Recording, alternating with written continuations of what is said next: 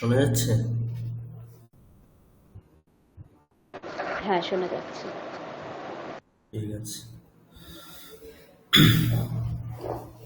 শুভ সন্ধ্যা সবাইকে। ওম নমঃ শ্রীয়তিরাজায়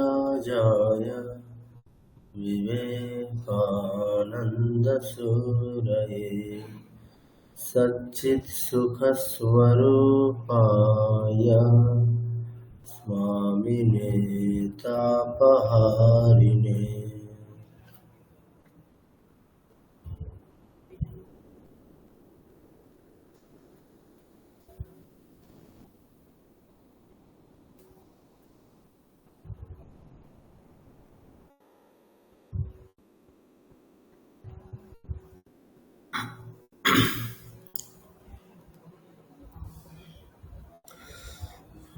আচ্ছা, আজকে আমরা যে বিষয়টি শিখব সেটি হচ্ছে ছন্দ।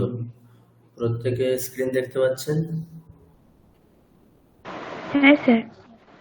বেশ। আচ্ছা, তো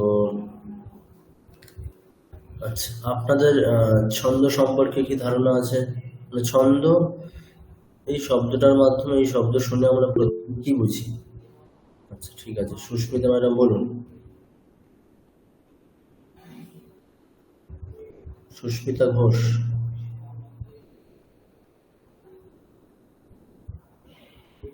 সুস্মিতা ঘোষ ম্যাডাম শুনতে পাচ্ছেন? আচ্ছা আচ্ছা, বাকিরা বলুন, মানে ছন্দ এই শব্দটা শুনে আমাদের কি মনে হয়? মানে আমরা তো বাংলাতেও কবিতা পড়েছি, মানে ছন্দ বলতে কি বোঝায় বলুন, আপনাদের যার যে মানে যার যেটা মনে হচ্ছে বলুন। আচ্ছা, সুনীত বাবু বলুন। আমার মনে হয় যে একই ধরনের মানে একই রিদিমে উচ্চারণটাকে আমরা ছন্দ বলি, খুব আমার মনে হয় আর কি। আচ্ছা, ঠিক আছে, বেশ। বাকি অন্য কেউ?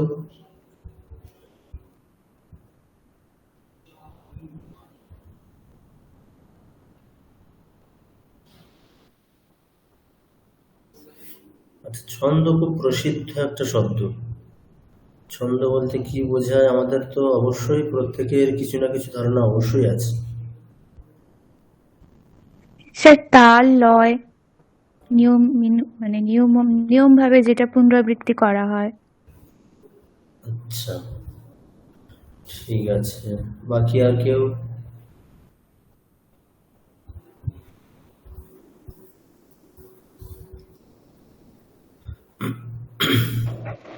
স্যার, ছন্দ হচ্ছে একটা নির্দিষ্ট সময় অন্তর বা একটা রিদম, তো মানে কি বলবো, একটা নির্দিষ্ট ভাগ এবং একটা নির্দিষ্ট তালে যখন আমরা কিছু বলছি তখন সেটাকে ছন্দ বলবো।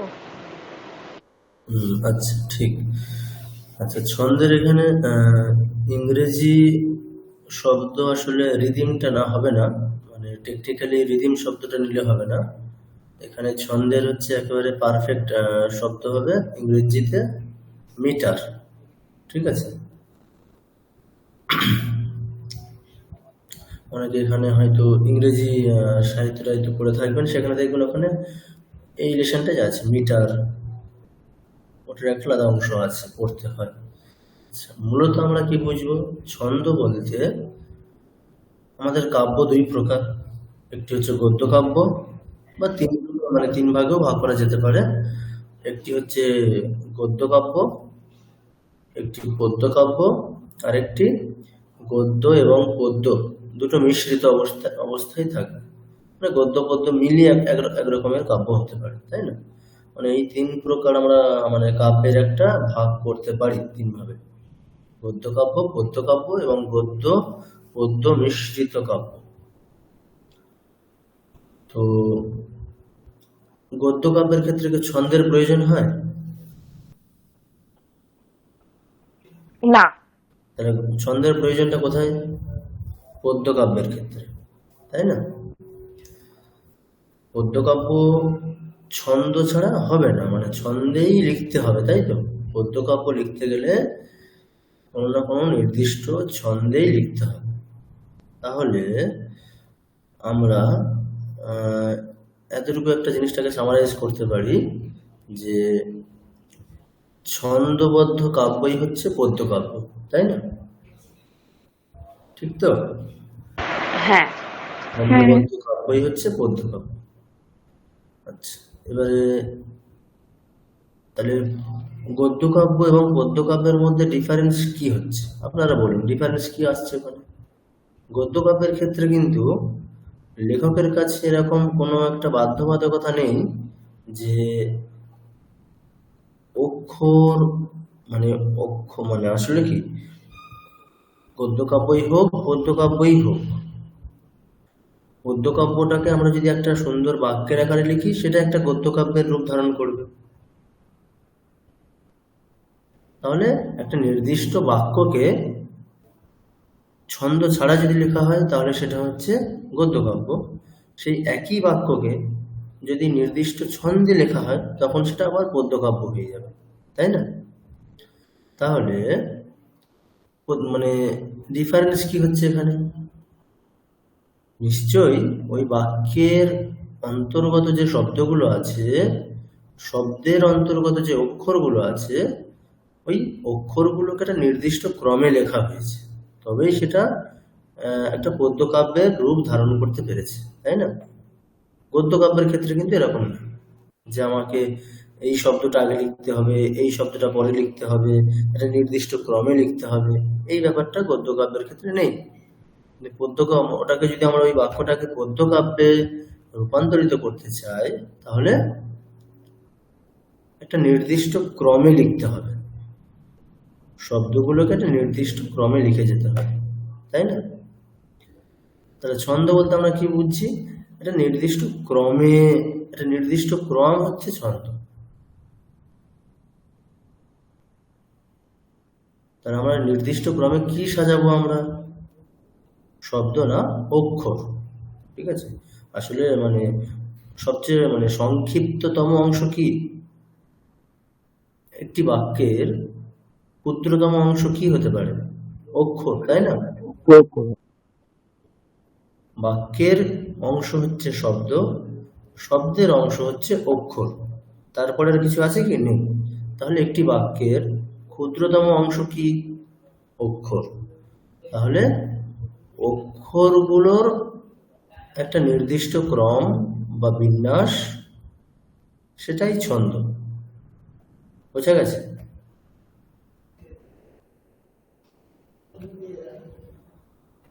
বিষয়টি বোঝা গেছে কি? হ্যাঁ স্যার। হ্যাঁ স্যার। আচ্ছা, অমৃতাক্ষ ছন্দ তো আছে। হ্যাঁ বলুন। অমৃতাক্ষ ছন্দ তো একটা আছে না? হ্যাঁ হ্যাঁ, এরকম প্রচুর ছন্দ আছে। একটা একটা পার্টিকুলার ক্রম হলে একটা ছন্দ, ওই ক্রম অন্য একটা পার্টিকুলার ক্রম হলে অন্য ছন্দ, একটা নির্দিষ্ট ক্রম হলে নির্দিষ্ট ছন্দ হবে। তাহলে কিসের ক্রম? অক্ষরের ক্রম, ঠিক আছে? তো একটা সাধারণ কিছু কিছু আর একটা জিনিস, আমরা যখনই কোনো বিষয় পড়তে যাব সেই বিষয়ের কিছু নিজস্ব শব্দ থাকে। নিজস্ব শব্দ বলতে হয় না একেবারে বাপের সম্পত্তি, সেরকমই নির্দিষ্ট বিষয়ের ক্ষেত্রেও কিছু তাদেরও সম্পত্তি আছে। সম্পত্তিটা কি? শব্দ। নির্দিষ্ট কিছু বিষয়ের প্রত্যেকটা বিষয়েরই হয় এরকম। তাহলে পার্টিকুলার বিষয়ের কিছু পার্টিকুলার শব্দ তাদের সম্পত্তি হিসেবে আছে। সম্পত্তি কেন না, ওই নির্দিষ্ট শব্দগুলোর একটা নির্দিষ্ট অর্থই মেনে চলে ওই বিষয়টি। অন্য কোনো অর্থ ওই বিষয়ে, ওই শব্দের অন্য কোনো অর্থ যেটা হয়তো আমরা যে অর্থে ব্যবহার করি, বা অন্য বিষয়ের ক্ষেত্রে ওই শব্দের যে ওই শব্দের যে অর্থ ধরা হয়, সে সমস্ত অর্থকে কেয়ার করে না। ওই বিষয়ের জন্য ওই শব্দের একটা নির্দিষ্ট অর্থ আছে, ওই অর্থেই ওই শব্দটাকে ধরে চলতে হবে। ওই জন্য এরকম বলা হয়। এই শব্দগুলোকে কি বলা হয়? পারিভাষিক শব্দ বা টেকনিক্যাল টার্ম, ঠিক আছে? এটা প্রত্যেকটা বিষয়েই হয়, ঠিক আছে?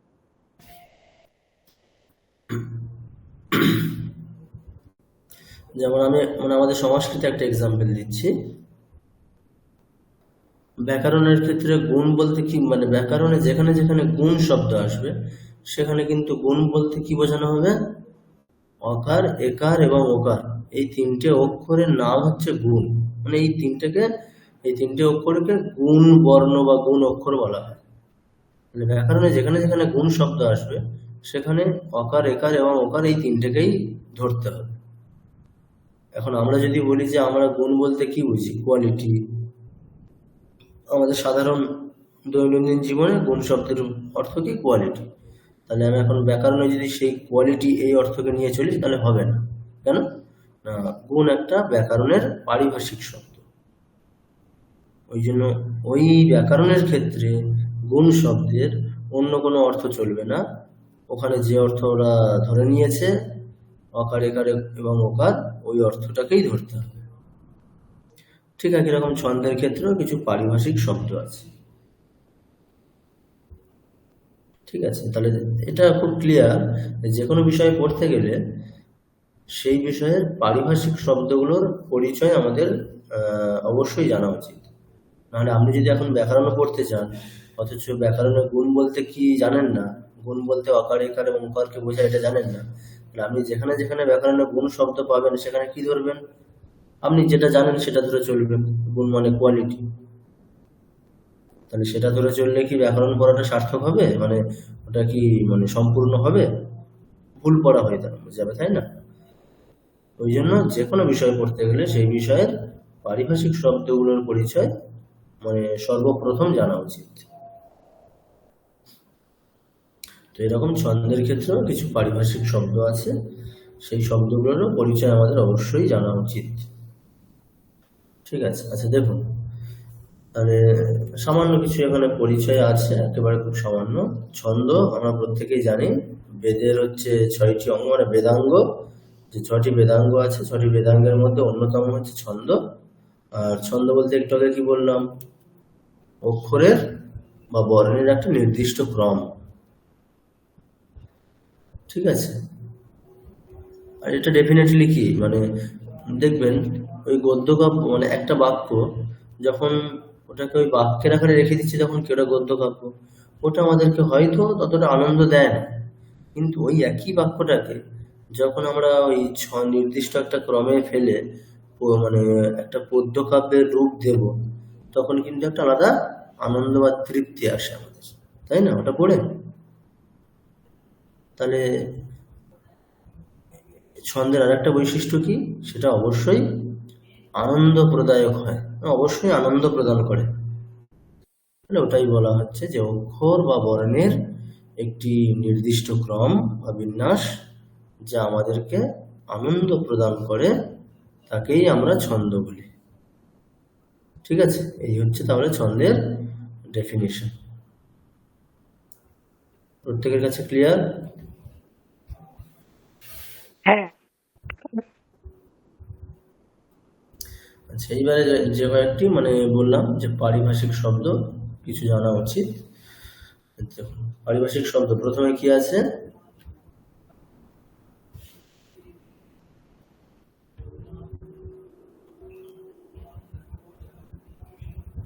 প্রথমে কি আছে বলুন? পদ্য বা শ্লোক। হ্যাঁ, কি লেখা আছে? ছন্দবদ্ধ কাব্য হলো শ্লোক বা পদ্য। হুম, এটা বলা মানে একদম প্রত্যেকের কাছে খুব স্পষ্ট, একেবারে কিছু বলার নেই এখানে। ছন্দবদ্ধ কাব্যকে আমরা কি বলি? শ্লোক অথবা পদ্য। আচ্ছা, দ্বিতীয় শব্দ কি আছে? দ্বিতীয় শব্দে আছে পাদ। হ্যাঁ, পাদ বলতে কি বোঝায় এখানে? এটা আগে বলা হয়েছে, বলুন। প্রত্যেকটি পদ্য বা শ্লোককে 4টি অংশে বিভক্ত করা হয়, একটি অংশকে পাদ বলা হয়।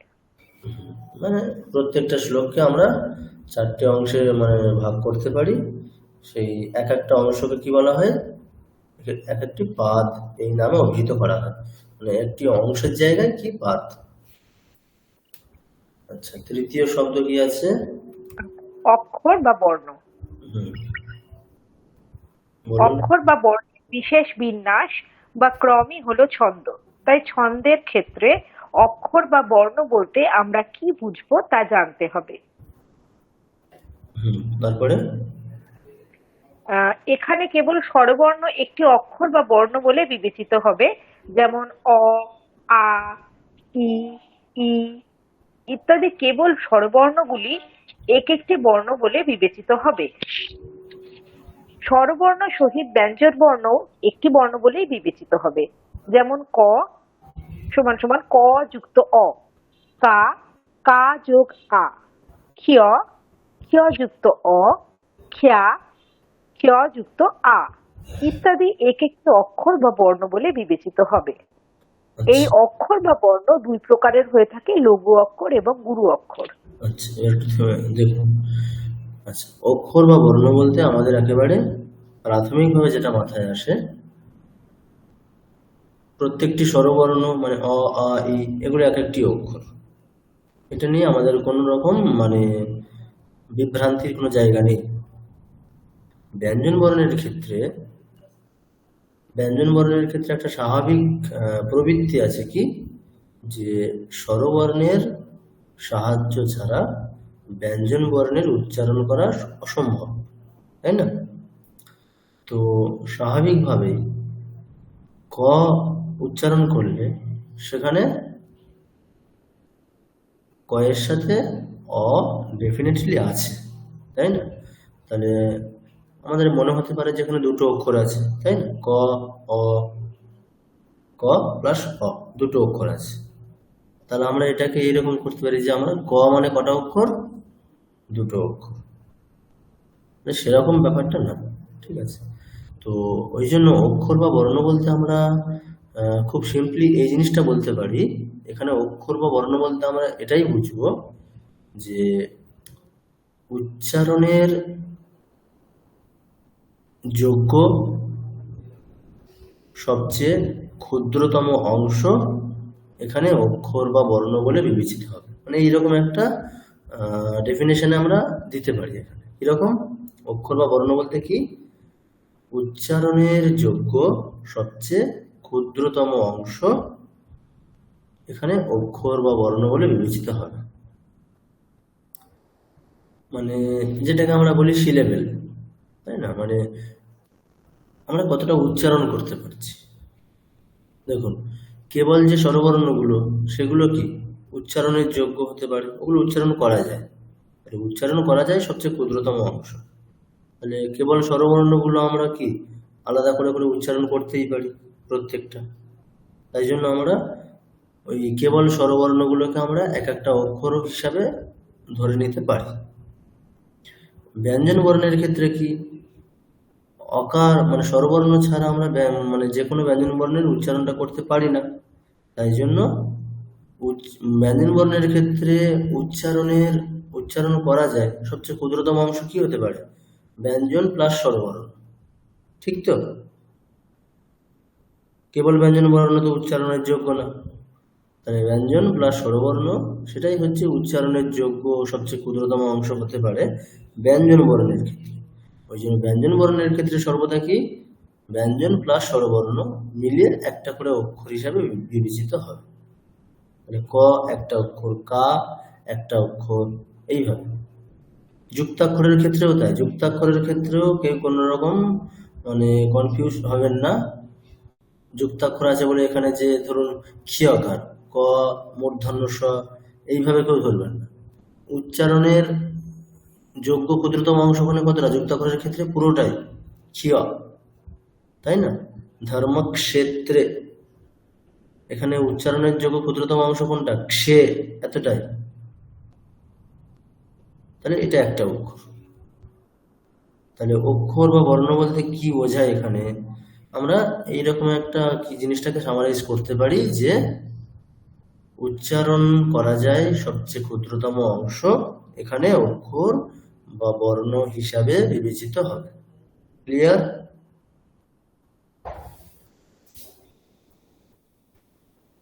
হ্যাঁ স্যার। আচ্ছা, এবারে যদি আমি আপনাদের কাছে একটা শ্লোক নিয়ে যাই, ধরুন একটা যে কোনো একটা গীতার একটা শ্লোক নিচ্ছি আমি, ঠিক আছে? ওখান থেকে আপনারা বলবেন যে আচ্ছা গীতার শ্লোকই বাদ দিন, এই যে শ্লোকটা এটা দেখুন, একটা শ্লোক দেখা যাচ্ছে না? হ্যাঁ, বলুন, মানে প্রথম লাইনে কটা অক্ষর আছে বলুন।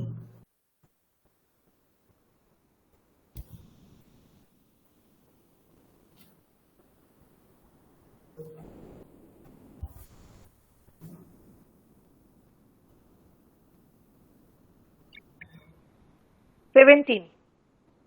কত? 16টা স্যার। 16টা। আচ্ছা, বাকিরা? স্যার 18টা। 18টা। আচ্ছা, বাকিরা? প্রত্যেকে কিন্তু এতটুকু মাথায় রাখবেন, এখানে অক্ষর বা বর্ণ বলতে কি? অক্ষর বা বর্ণ বলতে উচ্চারণ করা যায় সবচেয়ে ক্ষুদ্রতম অংশ। 14টা। 14। আচ্ছা, আর কেউ? মানে এখনো সঠিক 16টা স্যার। সঠিক সংখ্যাটা 16টা। 16। 16। এখনো সঠিক সংখ্যাটা আসেনি। স্যার বিসর্গকে কি আলাদা করে ধরতে হবে? না না না, একদমই না। বিসর্গকে আলাদা করে উচ্চারণ করা যায়? না। না। তাহলে হবে। 15 হবে। ঠিক, 15। আচ্ছা, 15 কি করে বললেন বলুন, প্রত্যেকটা অক্ষর মানে এক একটা করে বলুন। দন্তের ন, খ হবে, ল হবে, না না, তিনটে। ল নয়, লু। মানে উচ্চারণ করে করে বলুন। ন, খ, লু। লু, ন খ লু। বান ওটা মূর্ধন্যটা হবে। আর সন্নিপাত,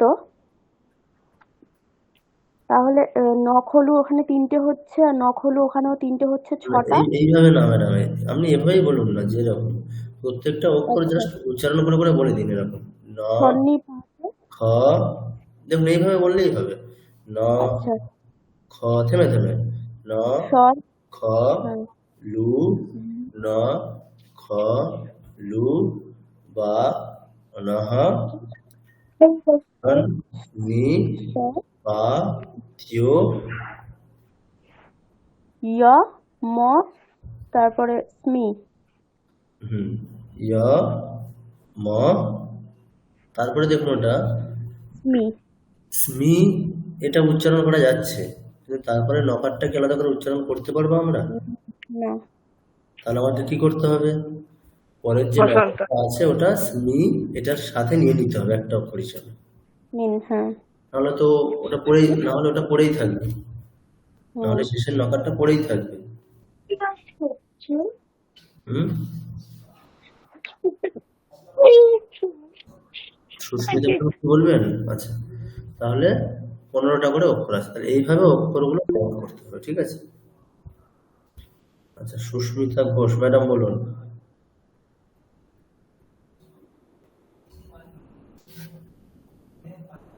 আচ্ছা, চলুন, তাহলে এইভাবে আমাদের অক্ষর কাউন্ট করতে হবে, ঠিক আছে? মানে উচ্চারণ করা যায় সবচেয়ে ক্ষুদ্রতম অংশ, সেটাই এক একটি অক্ষর হিসাবে এখানে ধরা হবে। তাহলে প্রত্যেকের কাছে ক্লিয়ার এটা?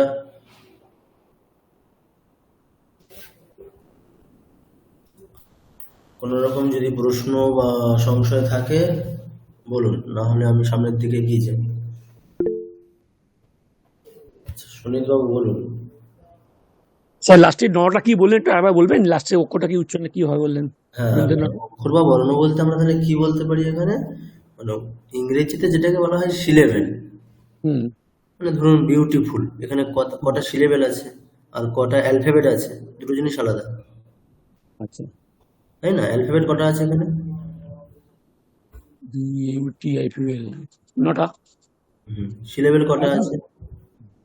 9টা অ্যালফাবেট আছে। সিলেবেল। বিউটিফুল 3টে আছে নাকি? বিউটিফুল 3টে আছে। হ্যাঁ স্যার। তাহলে অ্যালফাবেট এবং সিলেবেল আলাদা, সেরকমই মানে হুম।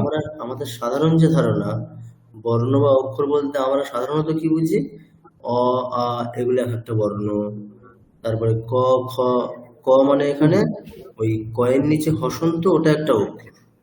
মানে ক হুম। প্লাস অ হয়ে গেলে দুটো অক্ষর হয়ে যায়, এটা আমাদের সাধারণ ধারণা। তাহলে এখানে ঠিক ওই অক্ষর বলতে ওই রকম না, এখানে অক্ষর বলতে সিলেবেল, মানে অক্ষর বলতে অ্যালফাবেট ওরকম না, অক্ষর বলতে হুম। কি? হুম। সিলেবেল। হ্যাঁ। মানে উচ্চারণ করতে পারি আমরা এরকম সবচেয়ে ক্ষুদ্রতম অংশ, এক একটা অক্ষর হিসেবে ধরা হবে। হ্যাঁ, ঠিক আছে? আচ্ছা। আচ্ছা, এবারে নেক্সট, এই অক্ষর বা বর্ণকে আমরা দুই ভাগে ভাগ করতে পারি। ঠিক আছে, অক্ষর বা বর্ণকে আমরা দুই ভাগে ভাগ করি, একটা হচ্ছে লঘু অক্ষর আর একটি গুরু অক্ষর। কেমন? আচ্ছা, এবারে এরপর থেকে কি একজন পড়ুন, লঘু অক্ষর কে একজন পড়ুন। লঘু অক্ষর বলছে কেবল হ্রস্ব স্বরবর্ণ লঘু অক্ষর বলে বিবেচিত হবে, যেমন অ, ই, উ, ঋ এগুলি লঘু অক্ষর। নেক্সট, হ্রস্ব স্বরবর্ণ যুক্ত হ্রস্ব স্বরবর্ণ যুক্ত ব্যঞ্জনবর্ণ ও লঘু অক্ষর হ্রস্ব স্বরবর্ণ যুক্ত ব্যঞ্জনবর্ণ ও লঘু অক্ষর বলে বিবেচিত হবে, যেমন ক, কি, কু, কৃ, ক্ষি, সি, খু, ক্ষি ইত্যাদি লঘু অক্ষর বলে বিবেচিত হবে। তাহলে কি এটা ক্লিয়ার যে মানে অক্ষর বলতে আমরা কি বুঝে গেছি? সিলেবেল, উচ্চারণের যোগ্য সবচেয়ে ক্ষুদ্রতম অংশ, সেটাকে দুটো ভাগে ভাগ করছি, একটা হচ্ছে লঘু, একটা গুরু। লঘু বলতে লঘু ইজ ইকুয়াল টু হ্রস্ব, হ্রস্ব হলেই লঘু। এবার হ্রস্ব দুভাবে হতে পারে, একটা কেবল হ্রস্ব স্বরবর্ণ হতে পারে, আর ব্যঞ্জন বর্ণের সঙ্গে হ্রস্ব স্বরবর্ণ যুক্ত হয়ে আছে এইরকম কন্ডিশনে হতে পারে, তাই না? মানে হ্রস্ব থাকাটা দুভাবে হতে পারে, একটা কেবল হ্রস্ব বর্ণ মানে হ্রস্ব স্বরবর্ণ অ, ই, উ ইত্যাদি এরকম ভাবে হতে পারে, আর একটা ব্যঞ্জন বর্ণের সাথে অ্যাটাচড হয়ে আছে হ্রস্ব স্বরবর্ণ, এইভাবে আমরা পেতে পারি। দুক্ষেত্রেই কি লঘু অক্ষর। তাহলে আমরা জিনিসটাকে একেবারে খুব সিম্পলি একটা বলতে পারি যে হ্রস্ব হলেই লঘু। ঠিক আছে, কোনো ডাউট নেই এখানে কারো? তাহলে হ্রস্ব হলেই কি, সেটাকে আমরা কি বলবো? লঘু অক্ষর। ঠিক আছে, নেক্সট গুরু অক্ষর পড়ুন।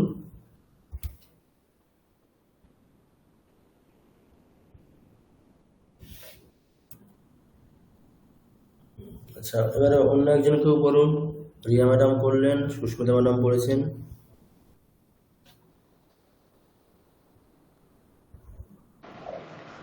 গুরু অক্ষর কেবল দীর্ঘ স্বরবর্ণ গুরু অক্ষর বলে বিবেচিত হবে, যেমন আ, দীর্ঘ ই, দীর্ঘ উ, দীর্ঘ ঋকার, এ, ওই, ও, ও এগুলি গুরু অক্ষর। দীর্ঘ স্বরবর্ণযুক্ত ব্যঞ্জন বর্ণ গুরু অক্ষর বলে বিবেচিত হবে, যেমন কা, কি, কু, কে, কো, কই, কৌ, খা, খি ইত্যাদি গুরু অক্ষর বলে বিবেচিত হবে। বিশেষ ক্ষেত্রে ম্যাডাম, তাহলে আমরা যেমনটা ওখানে দেখেছি যে হ্রস্ব স্বরবর্ণ যেভাবেই পাওয়া যাক না কেন, মানে কেবল স্বরবর্ণ হিসেবে থাকুক অথবা ব্যঞ্জন বর্ণের সাথে অ্যাটাচড থাকুক, দুক্ষেত্রেই লঘু। তাহলে হ্রস্ব মানেই লঘু, ঠিক যেমনটা আমরা বলেছিলাম, ঠিক এখানেও তাই। গুরু অক্ষর বলতে দীর্ঘ দুভাবে পেতে পারি, একটা হচ্ছে কেবল দীর্ঘ স্বরবর্ণ অথবা ব্যঞ্জন বর্ণের সাথে দীর্ঘ স্বরবর্ণ অ্যাটাচড হয়ে থাকতে পারে, তাহলে দুক্ষেত্রেই গুরু।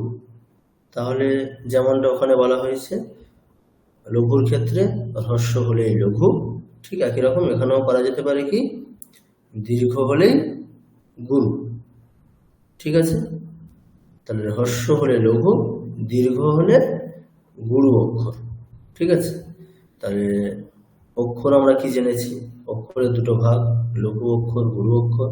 লঘু বলতে হ্রস্ব, গুরু বলতে দীর্ঘ। এতটুকু পর্যন্ত ক্লিয়ার? হ্যাঁ স্যার।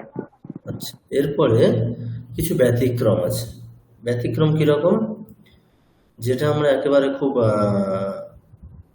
স্বাভাবিকভাবে জেনেছি এতক্ষণে যে হ্রস্ব হলেই লঘু হয়, দীর্ঘ হলেই গুরু হয়। এবারে কিছু ব্যতিক্রম। ব্যতিক্রমটা কিভাবে হবে না, হ্রস্ব হলেও সেটা গুরু বলে বিবেচিত হতে পারে, সেটা মানে বিশেষ কন্ডিশন থাকলে। ঠিক আছে না, আমরা সাধারণভাবে কি জেনেছি একেবারে হ্রস্ব হলেই লঘু, দীর্ঘ হলেই গুরু। এবারে আমরা এটা জানবো যে কিছু বিশেষ কন্ডিশন হলে হ্রস্ববর্ণ গুরু বলে বিবেচিত হতে পারে। অর্থাৎ কিছু বিশেষ কন্ডিশনে মানে হ্রস্ববর্ণ সর্বদাই গুরু লঘু হয় না, তাই না? এরকম একটা বলতে পারি যে হ্রস্ববর্ণ সর্বদাই লঘু হবে না, কিছু বিশেষ ক্ষেত্রে হ্রস্ববর্ণ গুরু হতে পারে। দীর্ঘবর্ণের ক্ষেত্রে এরকম কিছু নেই, দীর্ঘবর্ণ সর্বদাই গুরু, কিন্তু হ্রস্ববর্ণ সর্বদাই লঘু হচ্ছে না, কিছু বিশেষ ক্ষেত্রে হ্রস্ববর্ণ লঘু না হয় গুরুই হবে। ঠিক আছে, সেই বিশেষ ক্ষেত্র কি কি মানে ব্যতিক্রম জায়গা তিনটে, নাকি তিনটে কন্ডিশনে হ্রস্ববর্ণ লঘু না হয়ে গুরু হতে পারে। সেই তিনটে ক্ষেত্র কি কি একটু দেখুন। আচ্ছা ম্যাডাম পড়ুন।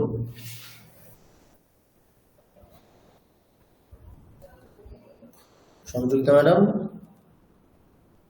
হ্যাঁ স্যার। 1. সংযুক্ত বর্ণের পূর্বের হ্রস্ব বর্ণ গুরু অক্ষর বলে বিবেচিত হবে। যেমন কৃষ্ণ, ভিক্ষা ইত্যাদি শব্দে ক্রি, ভি এগুলি হ্রস্ব হওয়া সত্ত্বেও গুরু অক্ষর বলে বিবেচিত হবে। দেখুন তাহলে তিনটে বলা হয়েছে, তিনটে ব্যতিক্রম জায়গা বলা হয়েছে। তার মধ্যে প্রথমটা কি, যুক্ত বর্ণের পূর্বে যদি হ্রস্ব বর্ণ থাকে তাহলে সেটা কি হবে, লঘু হবে না, কি হবে, গুরু হবে। যেমন কৃষ্ণ, ভিক্ষা, এখানে দেখুন কৃষ্ণ শব্দের ক্রি, এটা কি হ্রস্ব আছে, লঘু হওয়া উচিত ছিল, মানে স্বাভাবিক নিয়ম অনুসারে লঘু হওয়ার কথা ছিল, কিন্তু তা হবে না। কেন? কৃষ্ণ পরে কি আছে, যুক্ত বর্ণ আছে, তাই জন্য যুক্ত বর্ণের পূর্বের হ্রস্ব বর্ণ কি হবে, লঘু হবে না, গুরু হবে। তাই জন্য ক্রি, ভিক্ষা শব্দের ভি এগুলো সব কি হবে, গুরু অক্ষর বলে বিবেচিত হবে। ক্লিয়ার?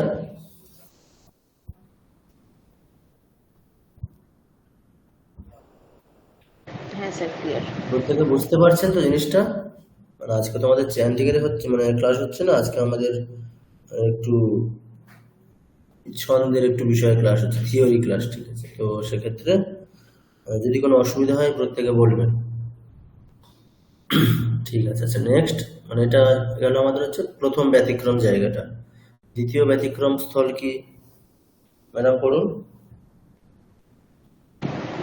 2. হ্রস্ব বর্ণের সঙ্গে যদি অনুস্বার বা বিসর্গ যুক্ত থাকে তাহলে হ্রস্ব বর্ণটি গুরু অক্ষর বলে বিবেচিত হবে।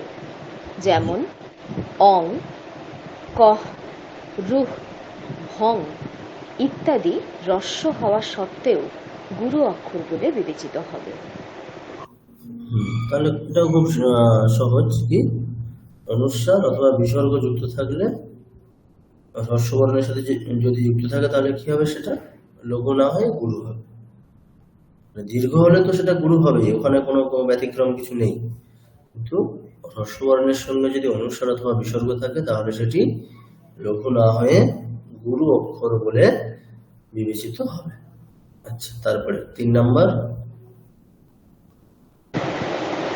3. কোনো পাদের শেষে থাকা হ্রস্ব বর্ণ গুরু অক্ষর বলে বিবেচিত হতে পারে, আবার হ্রস্ব বর্ণ হওয়ার সাধারণ নিয়ম অনুসারে লঘু বলেও বিবেচিত হতে পারে। এখানে কি আছে, এখানে বিকল্প আছে, অল্টারনেটিভ। একটি পাদের শেষে, ধরুন একটি মানে কোনো একটা শ্লোকের ক্ষেত্রে একটি পাদের শেষে হ্রস্ব বর্ণ আছে, ঠিক আছে, তাহলে সেই হ্রস্ব বর্ণটা গুরু হতে পারে, আবার সাধারণ নিয়ম কি আছে, হ্রস্ব হলেই লঘু হয়, সেই নিয়মটাও সে মেনে নিয়ে চলতে পারে, অর্থাৎ লঘুও হতে পারে, গুরু লঘু দুটোই হতে পারে। কিন্তু এরকম হবে না যে কোনো একটা হবে, আমার ইচ্ছে মতো আমি কোনো একটা ধরবো, সেরকম না। ওটা একটা মানে কি বলবো, একটা ক্রাইটেরিয়া আছে, একটা নির্দিষ্ট নিয়ম মেনেই হবে ওটা। মানে কখনো গুরু হবে কখনো লঘু হবে এরকম না, নির্দিষ্ট নিয়ম মেনে চলবে। সেটা কিসের অনুসারে? সেটা হচ্ছে ছন্দের ডিমান্ড অনুসারে, মানে চাহিদা অনুসারে। যেমন হয় না মানে ডিমান্ড অ্যান্ড সাপ্লাই, সেরকম যেমন ডিমান্ড থাকবে তেমন হবে ওটা। যদি এরকম ডিমান্ড থাকে যে ওটা গুরু হতে হবে, তাহলে গুরু হবে। যদি এরকম ডিমান্ড থাকে যে গুরু না হলেও চলবে, লঘু লঘু হতে হবে, তখন লঘু হবে। এবার আপনাদের প্রশ্ন হতে পারে যে এই ডিমান্ড কার, সেটা কার হবে, যিনি লিখছেন তার নাকি মানে কার ডিমান্ড, মানে কার ডিমান্ড অনুসারে জিনিসটা চলবে এরকম। সেক্ষেত্রে উত্তর এরকম যে ছন্দ বলতে আমরা কি জেনেছি, একটা নির্দিষ্ট ক্রম, তাই তো? মানে এরকম হাজার হাজার ছন্দ হতে পারে, একটা অক্ষরের নির্দিষ্ট ক্রম। তাহলে এই নির্দিষ্ট ক্রম অনুসারে অনেক ছন্দ হবে। একটা ধরুন একটা নির্দিষ্ট ক্রম আছে, ওটা আমরা এখন যদিও একটু বুঝতে পারবেন না, দু একটা ছন্দ দেখলে, এক্সাম্পল দেখলে ওটা বুঝে যাবে। আচ্ছা, আপাতত আমরা এটা এতটুকুই জেনে রাখি যে ডিমান্ড অনুসারে পাদের শেষে থাকা হ্রস্ববর্ণটি গুরু অথবা লঘু হতে পারে। ঠিক আছে, আপাতত এতটুকু জেনে রাখি আমরা, এটা আমরা পরে বুঝতে পারবো। ঠিক আছে, তাহলে এতক্ষণ আমরা কি দেখলাম?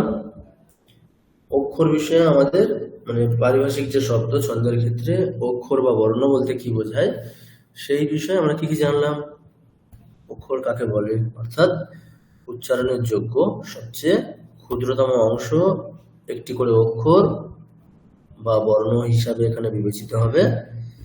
এই অক্ষরকে দুটো ভাগে ভাগ করা হয়, একটি লঘু অক্ষর, অপরটি গুরু অক্ষর। হ্রস্ব হলেই লঘু, দীর্ঘ হলেই গুরুই, মানে দীর্ঘ হলে গুরু। কিছু নির্দিষ্ট কন্ডিশনে হ্রস্ব বর্ণ মানে হ্রস্ব অক্ষরও গুরু অক্ষর বলে বিবেচিত হতে পারে। সেটা তিনটে ক্ষেত্রে। প্রথম ক্ষেত্র, যুক্তাক্ষরের পূর্বের হ্রস্ববর্ণ লঘু না হয়ে গুরু হবে। হ্রস্ববর্ণের সঙ্গে যদি অনুস্বার অথবা বিসর্গ যুক্ত থাকে তাহলে সেটি গুরু অক্ষর বলে বিবেচিত হবে। আর তৃতীয় স্থল ছিল এরকম যে পাদের শেষে থাকা হ্রস্ববর্ণটি গুরু মানে ছন্দের ডিমান্ড অনুসারে গুরু অথবা লঘু যে কোনো একটা হতে পারে। ঠিক আছে, তাহলে অক্ষর বা বর্ণ বিষয়ে প্রত্যেকের কাছে ক্লিয়ার সবকিছু?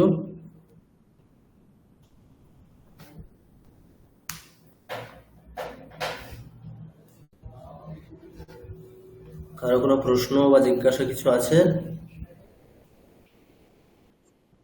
স্যার আমি একটু দেরিতে জয়েন করলাম, অ্যাকচুয়ালি আমি অফিস থেকে ফিরছি, ট্রেনে আছি। আমি আচ্ছা জাস্ট এটার ইউটিউব ভিডিওটা জেনে নেবো স্যার। আচ্ছা আচ্ছা, ঠিক আছে। আচ্ছা আচ্ছা, পারিভাষিক শব্দ আর একটা আছে, কি আছে দেখুন তো, মানে এখনো আছে। 6 নম্বরে কি আছে?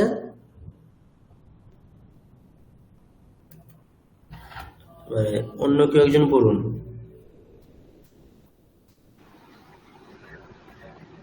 জ্যোতি। হুম, জ্যোতি অর্থাৎ বিরাম বা ছেদ। শ্লোক পড়ার সময় কোথায় বিরাম নেওয়া হবে তাই জ্যোতি। সাধারণত পাদের শেষে জ্যোতি বা বিরাম নেওয়া হয়ে থাকে। বড় ছন্দের ক্ষেত্রে অর্থাৎ একটি পাদে বেশি অক্ষর থাকলে পাদের শেষে তো বিরাম হবেই, পাদের মধ্যেও বিরাম হয়ে থাকে। তাহলে পারমিতা ম্যাডাম পড়ুন। হ্যাঁ স্যার।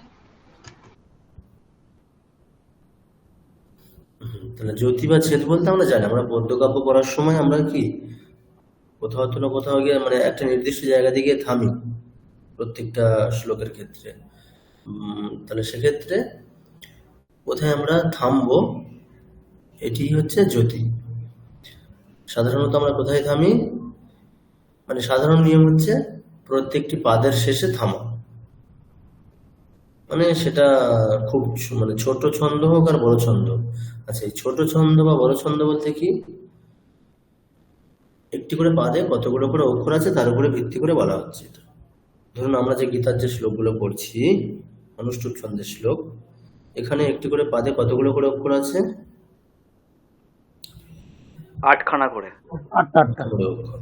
তাহলে অক্ষর সংখ্যা কটা? একটি করে পাদে 8টা, মানে খুব ছোট ছন্দ। ধরুন এরকম হতে পারে যে একটি করে পাদে যদি আমাদের 15টা করে অক্ষর আছে, মানে 8-এর ডবল ধরে নিন, 15টা বা 16টা, তাহলে সেক্ষেত্রে কি একটি পাদে অক্ষর সংখ্যা অনেকটা বেড়ে গেল। তো সেক্ষেত্রে পাদের শেষে তো বিরাম বা জ্যোতির্ময় বা মানে ছেদ হবেই। তাছাড়া একটা লাইন তো একসাথে, মানে একটা পাদ পুরোপুরি পড়া সম্ভব নয় একসাথে, তাই জন্য মধ্যেও বিরাম হবে।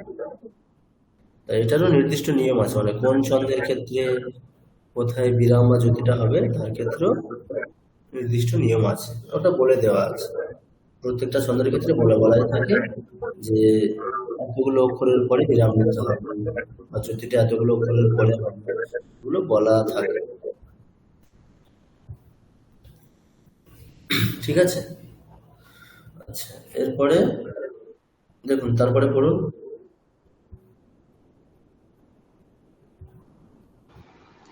অর্থাৎ দেখা যাচ্ছে যে একটি পাদে অক্ষর বা বর্ণের নির্দিষ্ট ক্রম অনুসারে নির্দিষ্ট ছন্দ হয়ে থাকে। অর্থাৎ লঘু অক্ষর এবং গুরু অক্ষর একটি নির্দিষ্ট ক্রমে সাজালে নির্দিষ্ট ছন্দ হয়ে থাকে। তাহলে আমরা এখন মানে জিনিসটা কি বুঝতে পারছি? আচ্ছা, সুনীত বাবু কি বলবেন বলুন। একটা প্রশ্ন ছিল, জ্যোতি বলতে কি আমরা শুধু দাঁড়িয়ে বুঝি না দাঁড়ি কমা সবই বুঝি? এটা একটু বলে দেবেন স্যার।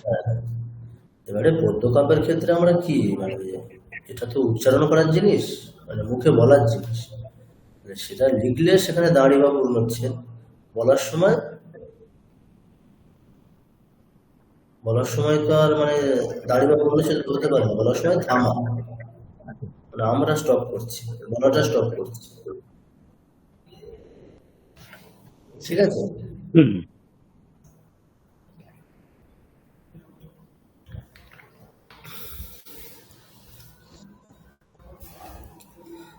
আচ্ছা, তাহলে ছন্দ বলতে কি দাঁড়ালো? খুব সিম্পল একেবারে জিনিস একটা, অক্ষর বা মানে অক্ষরের নির্দিষ্ট ক্রম। এবার অক্ষর আমরা কি জেনেছি? লঘু অক্ষর এবং গুরু অক্ষর, তাই তো?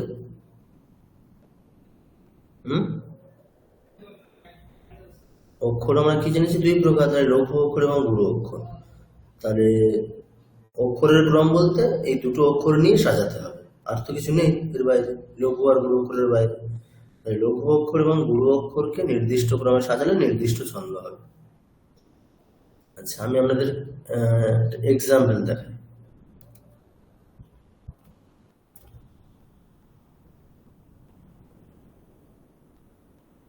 আচ্ছা, প্রত্যেকে বলুন, এই যে প্রথম যে শ্লোকটা দেখতে পাচ্ছেন না, অর্থহি কন্যা বরকীয় এও, এখানে প্রত্যেকে বলুন মানে কোনটা লঘু অক্ষর কোনটা গুরু অক্ষর, মানে পরপর বলে যান। আগে বলুন কতগুলো অক্ষর আছে এখানে। মানে আমাদের কি মোটামুটি শ্লোকের 4টে করে অংশ, মানে একটি করে, মানে 4টে পাদ। মানে একটা পাদের আমরা যদি ওই কি আছে ওটা দেখে নিই, তাহলে বাকিগুলো সমান আছে, বাকিগুলো দেখতে হচ্ছে না আপাতত। বলুন মানে কতগুলো অক্ষর? 11টা আছে, 11টা অক্ষর আছে। 11টা আছে। ঠিক, 11টা অক্ষর আছে। আচ্ছা, 11টা অক্ষরের প্রথম থেকে বলে যান লঘু গুরু, কোনটা লঘু কোনটা গুরু, পরপর বলে যান।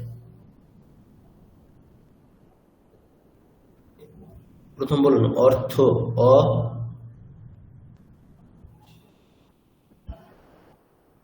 লঘু। লঘু, তাই তো? আচ্ছা, অ লঘু, তাই তো? অগুরু। তা ঠিক করে বলুন। না অলঘু অ হবে। যদি থয় রেপটাকে যদি যুক্ত বর্ণ অলঘু। ধরি তাহলে হয় গুরবেঠা, তো গুরু হওয়ার কথা। ঠিক ঠিক, অর্পিতা ম্যাডাম তাহলে জিনিসটা ঠিকঠাক ধরেছেন। কি পরে যেহেতু যুক্তাক্ষর আছে তাই জন্য যুক্তাক্ষরের আগে থাকলে কি হবে, রস্ববর্ণ, লঘু তো হবে না, গুরু হবে, তাই তো? তাহলে ওটা গুরু। আচ্ছা নেক্সট, তারপরে তো গুরু হবে। গুরু, তাহলে গুরু গুরু, তারপরে নেক্সট হি, তারপরে লঘু হবে। গুরু গুরু লঘু, নেক্সট তারপরেও লঘু। লঘু, ঠিক করে বলুন। তারপর তারপরেরটাও গুরু গুরুই হয় হবে স্যার, গুরু। কটা, একই না, নিয়মে কটা গুরু হবে। হ্যাঁ গুরু গুরু। গুরু, নেক্সট তারপরে আবার গুরু হবে। গুরু, নেক্সট প লঘু, লঘু, র লঘু, লঘু, কয় দীর্ঘ, কি এটা হবে গুরু? গুরু। গুরু, অন্ত্যেষ্ঠ লঘু হবে। হুম, আর পরের দুটো এ এবং ব, এই দুটো লঘু হবে। একারটা এ দীর্ঘ না গুরু হ্রস্ব? হবে স্যার, এ গুরু হবে। এটা একার গুরু হবে। গুরু। আর শেষের যে বকারটা আছে ওটা আমাদের কি আছে, একটি পাদের শেষের অক্ষর গুরু হ্রস্ব হবে। হলেও সেটা লঘু গুরু যে কোনো একটা হতে পারে। তো আমাদের এখানে এটা গুরু হবেই, ঠিক আছে, এখানে এটা গুরু বলে ধরবো আমরা, ঠিক আছে। এটা কেন পরে বলা হবে, কিন্তু এখানে এটা গুরু। আচ্ছা তাহলে যদি আমরা ধরুন এই যে ক্রমটা আছে, এই ক্রমটাকে যদি আমরা একটু সাজাই তাহলে কি দাঁড়াবে,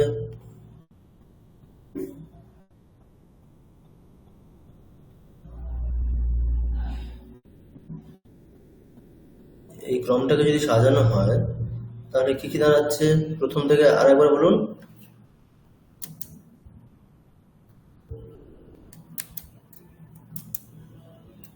প্রথম প্রথম গুরু, গুরু, গুরু, আবার গুরু, লঘু, গুরু, গুরু, গুরু, লঘু, লঘু, গুরু, লঘু, তারপরে লঘু, গুরু, গুরু, লঘু, গুরু, গুরু, তাই তো? তাহলে মোট কতগুলো অক্ষর আছে? 11টা। 11টা। আচ্ছা এবারে দেখুন, এবারে পরবর্তী আর একটা শ্লোক দেখুন, মানে এটা তাহলে একটা গেল। আচ্ছা এই যে ছন্দটার নাম, মানে এই যে ক্রমটা হলো না, মানে এতগুলো কতগুলো অক্ষর আছে, 11টা অক্ষর। 11টা অক্ষরের এই যে ক্রমটা হলো এখানে, এই যে পার্টিকুলার একটা ক্রম হয়েছে না, গুরু গুরু লঘু করে একটা যে ক্রমটা হলো, মানে 11টা অক্ষর যদি এই ক্রমে থাকে তাহলে কি ছন্দ বলা হয় সেটাকে, এটা একটা নির্দিষ্ট ছন্দ, তার নাম কি, ইন্দ্রবজ্রা। কেমন?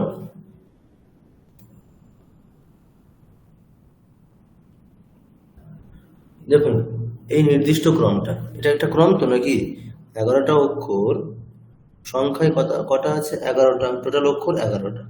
সেই 11টা অক্ষরের ক্রম যদি এই ক্রম মানে এইভাবে হয়, কি যে পার্টিকুলার ক্রমটা আমরা এখানে দেখলাম, কি গুরু গুরু লঘু, গুরু গুরু লঘু, লঘু গুরু লঘু, গুরু গুরু, এই পার্টিকুলার ক্রম যদি মেনটেন করা হয় তাহলে সেটা কি ছন্দ, ইন্দ্রবজ্রা ছন্দ। জাস্ট এতটুকু জেনে রাখো, আপাতত জানো, এটা হলো। আচ্ছা আরেকটা আপনাদের শ্লোক দেখাচ্ছি, এই শ্লোকটাও বলবেন।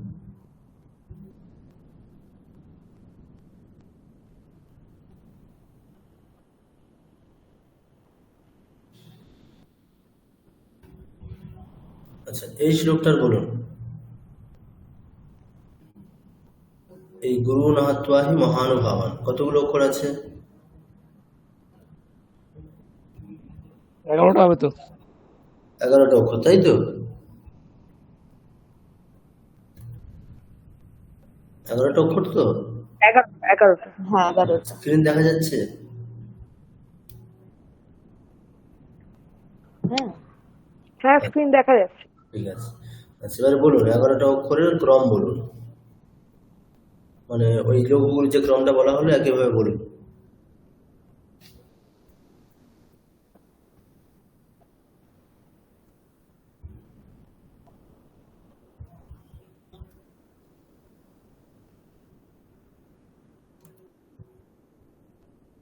বলুন।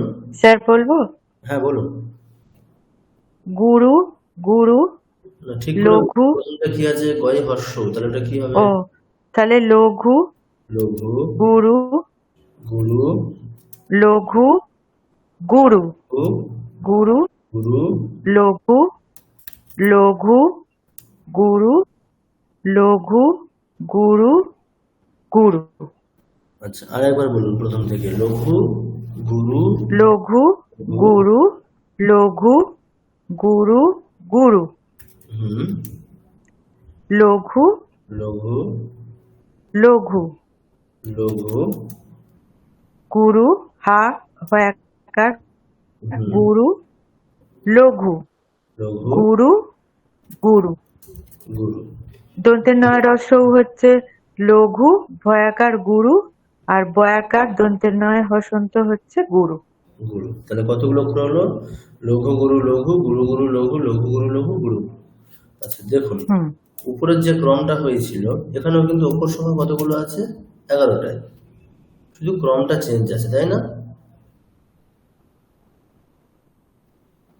মানে লঘু গুরু মানে অক্ষরের ক্রমটা চেঞ্জ হয়ে গেছে। অক্ষর বলতে কি, লঘু অক্ষর গুরু অক্ষর, ক্রম মানে অক্ষরের ক্রমটা চেঞ্জ হয়েছে কিনা বলুন? চেঞ্জ হয়েছে। হ্যাঁ, আচ্ছা, চেঞ্জ হয়ে আমি গেছে। আপনাদেরকে স্ক্রিনটা শেয়ার করছি, দেখুন দাঁড়ান, একটু স্ক্রিনটা শেয়ার করি, তাহলে আরো সুবিধা হবে বুঝতে।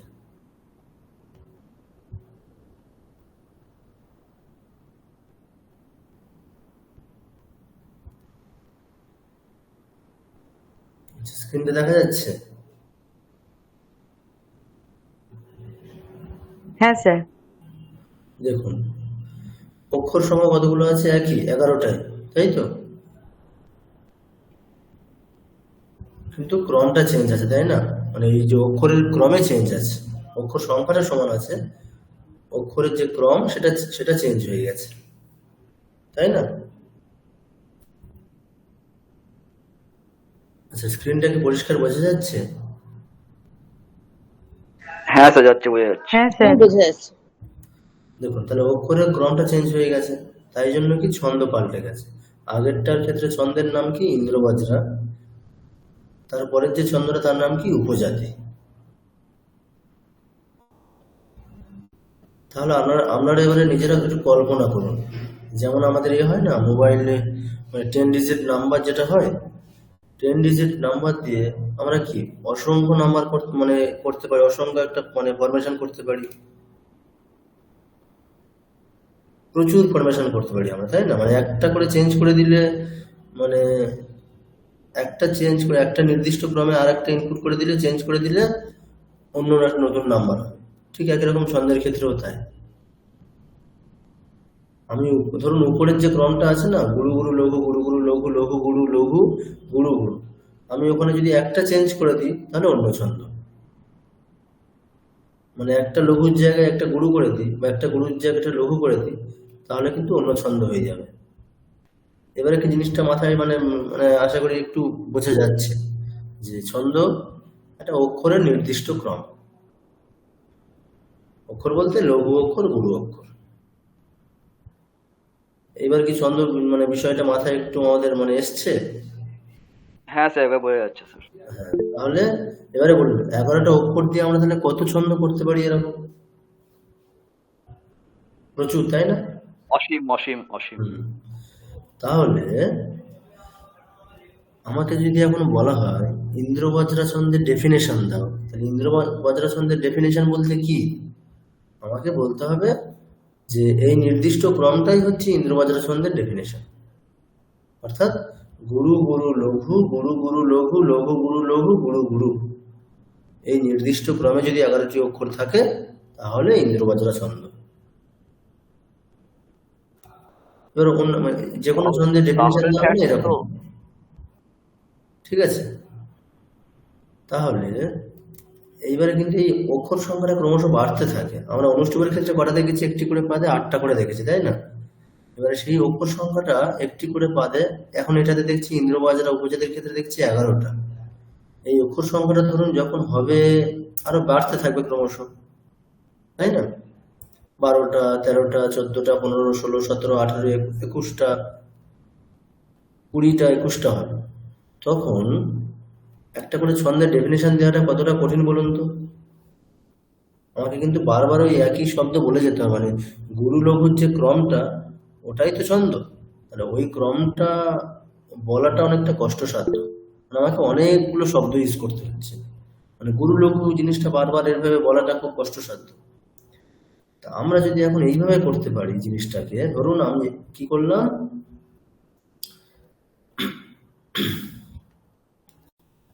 এইরকম যদি আমরা করি তাহলে কেমন হয় বলুন তো। এই ধরুন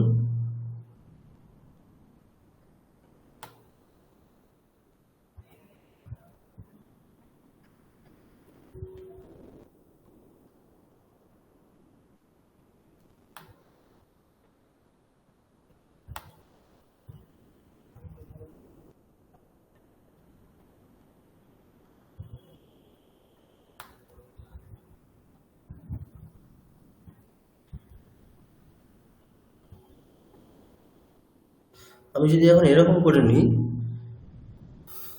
এইভাবে না, এই মানে 11 বার, মানে ইন্দ্রবাজারের ছন্দের ডেফিনেশন দিতে হলে আমাকে কি করতে হবে, আমাকে 11 বার বলতে হবে, তাই না? মানে 11টা অক্ষর বলা মানে আমাকে 11 বার বলতে হবে গুরু লঘু ক্রমটাকে।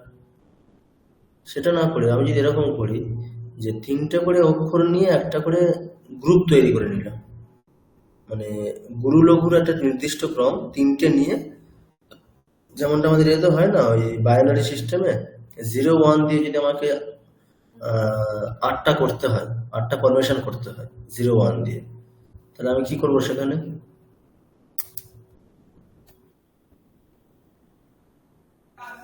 এরকম করতে পারি।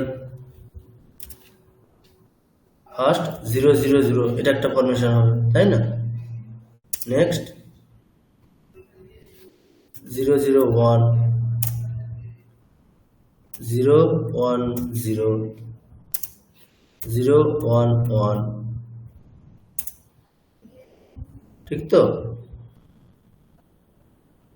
হ্যাঁ ঠিক আছে স্যার, ঠিক আছে। নেক্সট 1 1 1 1 0 0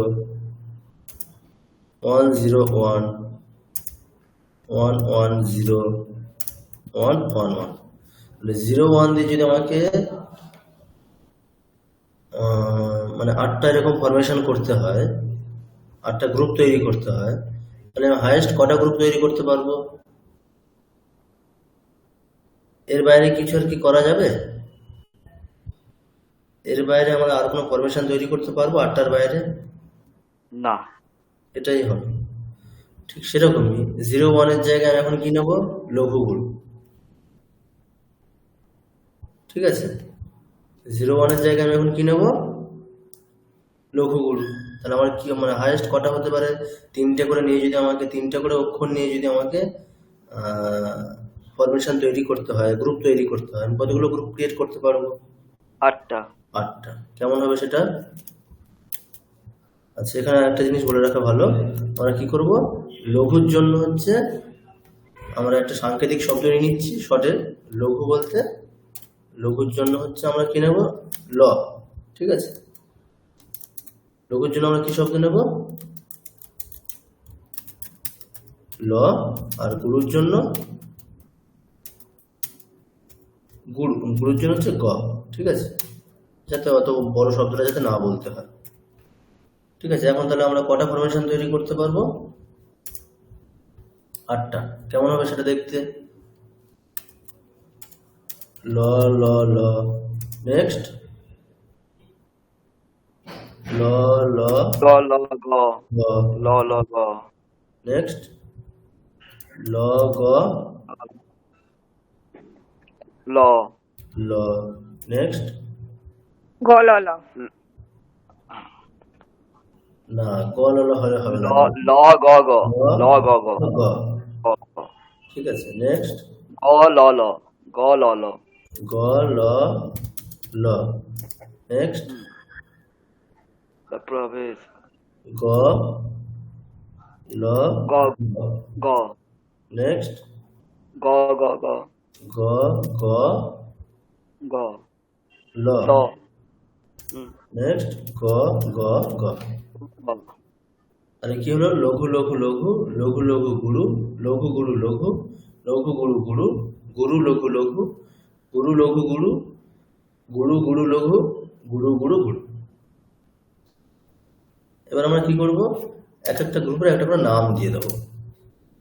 ঠিক আছে, মানে এই মানে অক্ষরের, তিনটে অক্ষরের এই যে ফরমেশনটা হয়েছে লঘু লঘু লঘু, তার একটা নাম দিয়ে দেবো আমি। ঠিক আছে, আচ্ছা এবার এই নামগুলো আমরা কিভাবে দেবো? আমাদের একটা খুব সুন্দর শব্দ আছে। কি শব্দ?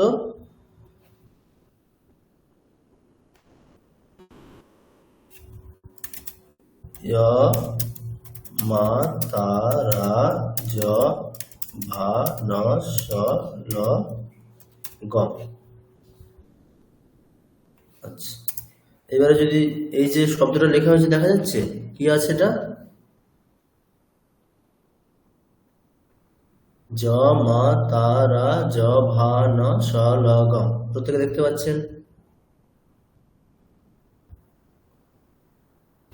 দেখা যাচ্ছে? হ্যাঁ হ্যাঁ দেখা যাচ্ছে। এবারে হ্যাঁ স্যার দেখা যাচ্ছে। একটা শব্দ লেখা হয়েছে না, জমা তারা যখন সলগম, এইটার যে এই শব্দটার আমরা প্রত্যেকটার ওই কোনটা লঘু কোনটা গুরু একটু বলে যান আমাকে। প্রথমটা কি? লঘু। লঘু। নেক্সট? গুরু। গুরু। নেক্সট? গুরু। গুরু। নেক্সট? গুরু। নেক্সট? লঘু। নেক্সট? গুরু। নেক্সট? লঘু। নেক্সট? লঘু। লঘু। নেক্সট? লঘু। লঘু। নেক্সট? ওটা গম। ওটা তো লঘু। না, এটা অনুস্বার আছে আসলে, অনুস্বার মানে ম বলেছিলাম, তাহলে গুরু। হ্যাঁ হ্যাঁ, তাহলে গুরু হয়ে যাবে। আচ্ছা, এবারে আমরা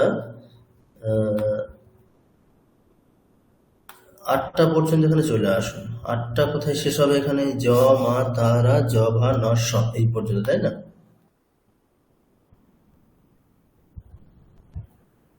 এই পর্যন্ত আমরা শেষ করি। এখানে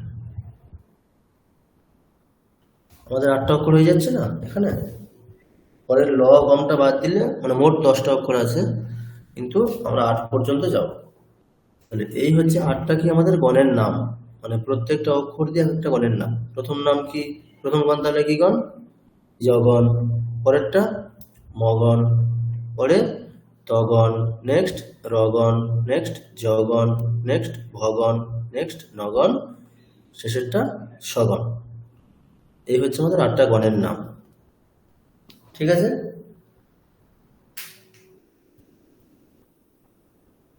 এবারে প্রত্যেকটা গণের বই, আচ্ছা একটা গণের বৈশিষ্ট্য বলতে কি?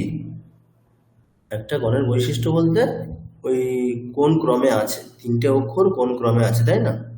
ওটা একটা করে গণের বৈশিষ্ট্য। একটা গণের পার্টিকুলার ক্রম হচ্ছে ওই গণের বৈশিষ্ট্য। তাহলে যগণের বৈশিষ্ট্য কি? যগণের বৈশিষ্ট্য হচ্ছে লঘু গুরু গুরু।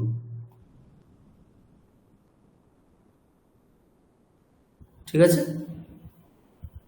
লঘু গুরু লঘু লঘু গুরু গুরু কোথায় আছে? এখানে লঘু গুরু গুরু কোথায় আছে? এইটা। তাহলে এটা হচ্ছে আমাদের কোন গণ? যগণ। এটা কিন্তু আমাদের মনে রাখতে হবে না, এই শুধু এই শব্দটা মনে রাখতে পারলেই আপনারা গণের নাম প্লাস গণের যে বৈশিষ্ট্য মানে ক্রমটা, অক্ষরের ক্রম দুটোই মনে থাকবে। এই জমা তারা জভান শ্লোকম, এটা সূত্র, এইটা মনে রাখতে পারলে গণের নাম এবং তার সাথে গণের বৈশিষ্ট্য দুটোই মনে থাকবে। আমাদের আলাদা করে এটা মুখস্থ মানে মনে রাখার দরকার নেই যে লঘু গুরু গুরু এই ক্রম হলে তাকে কি বলবো? যগণ। এটাও মনে রাখার দরকার নেই, আমাদের এই শব্দটা এই সূত্রটা মনে রাখলেই হয়। তাহলে একইভাবে মগণের বৈশিষ্ট্য কি বলুন তো? মগণের বৈশিষ্ট্য হচ্ছে মা তারা, মানে তিনটেই গুরু, তাই তো?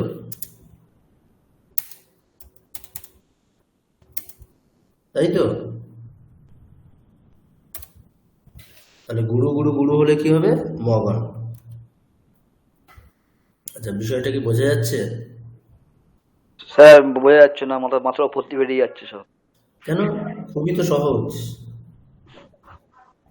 না স্যার, আমার ক্ষেত্রে যেটা হয়েছে আমি বলি, আপনি যখন ওই 001 00 ইত্যাদি ইত্যাদি লিখতে শুরু করলেন তখন থেকে না আমি একদম অন্যমনস্ক হয়ে গেছিলাম, যার জন্য তারপর থেকে সরি, কিছুই মাথায় নিতে পারিনি।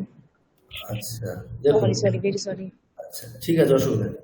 আমাদের প্রত্যেকের একটা আমাদের কি বলবো, আমরা মানুষটাই সবচেয়ে বুদ্ধিমান। তো তো আমাদের বুদ্ধিমত্তাটা কোথায়? আমাদের বুদ্ধিমত্তা হচ্ছে আমরা এখনো আমাদের বুদ্ধিমত্তাকে সেখানেই আমাদের বুদ্ধিমত্তা সারা জীবন সেখানেই ছুটে চলেছে। কোথায় না, যেখানে হচ্ছে যতটা সংক্ষেপে করা যায় যে কোনো কাজ, তাই না?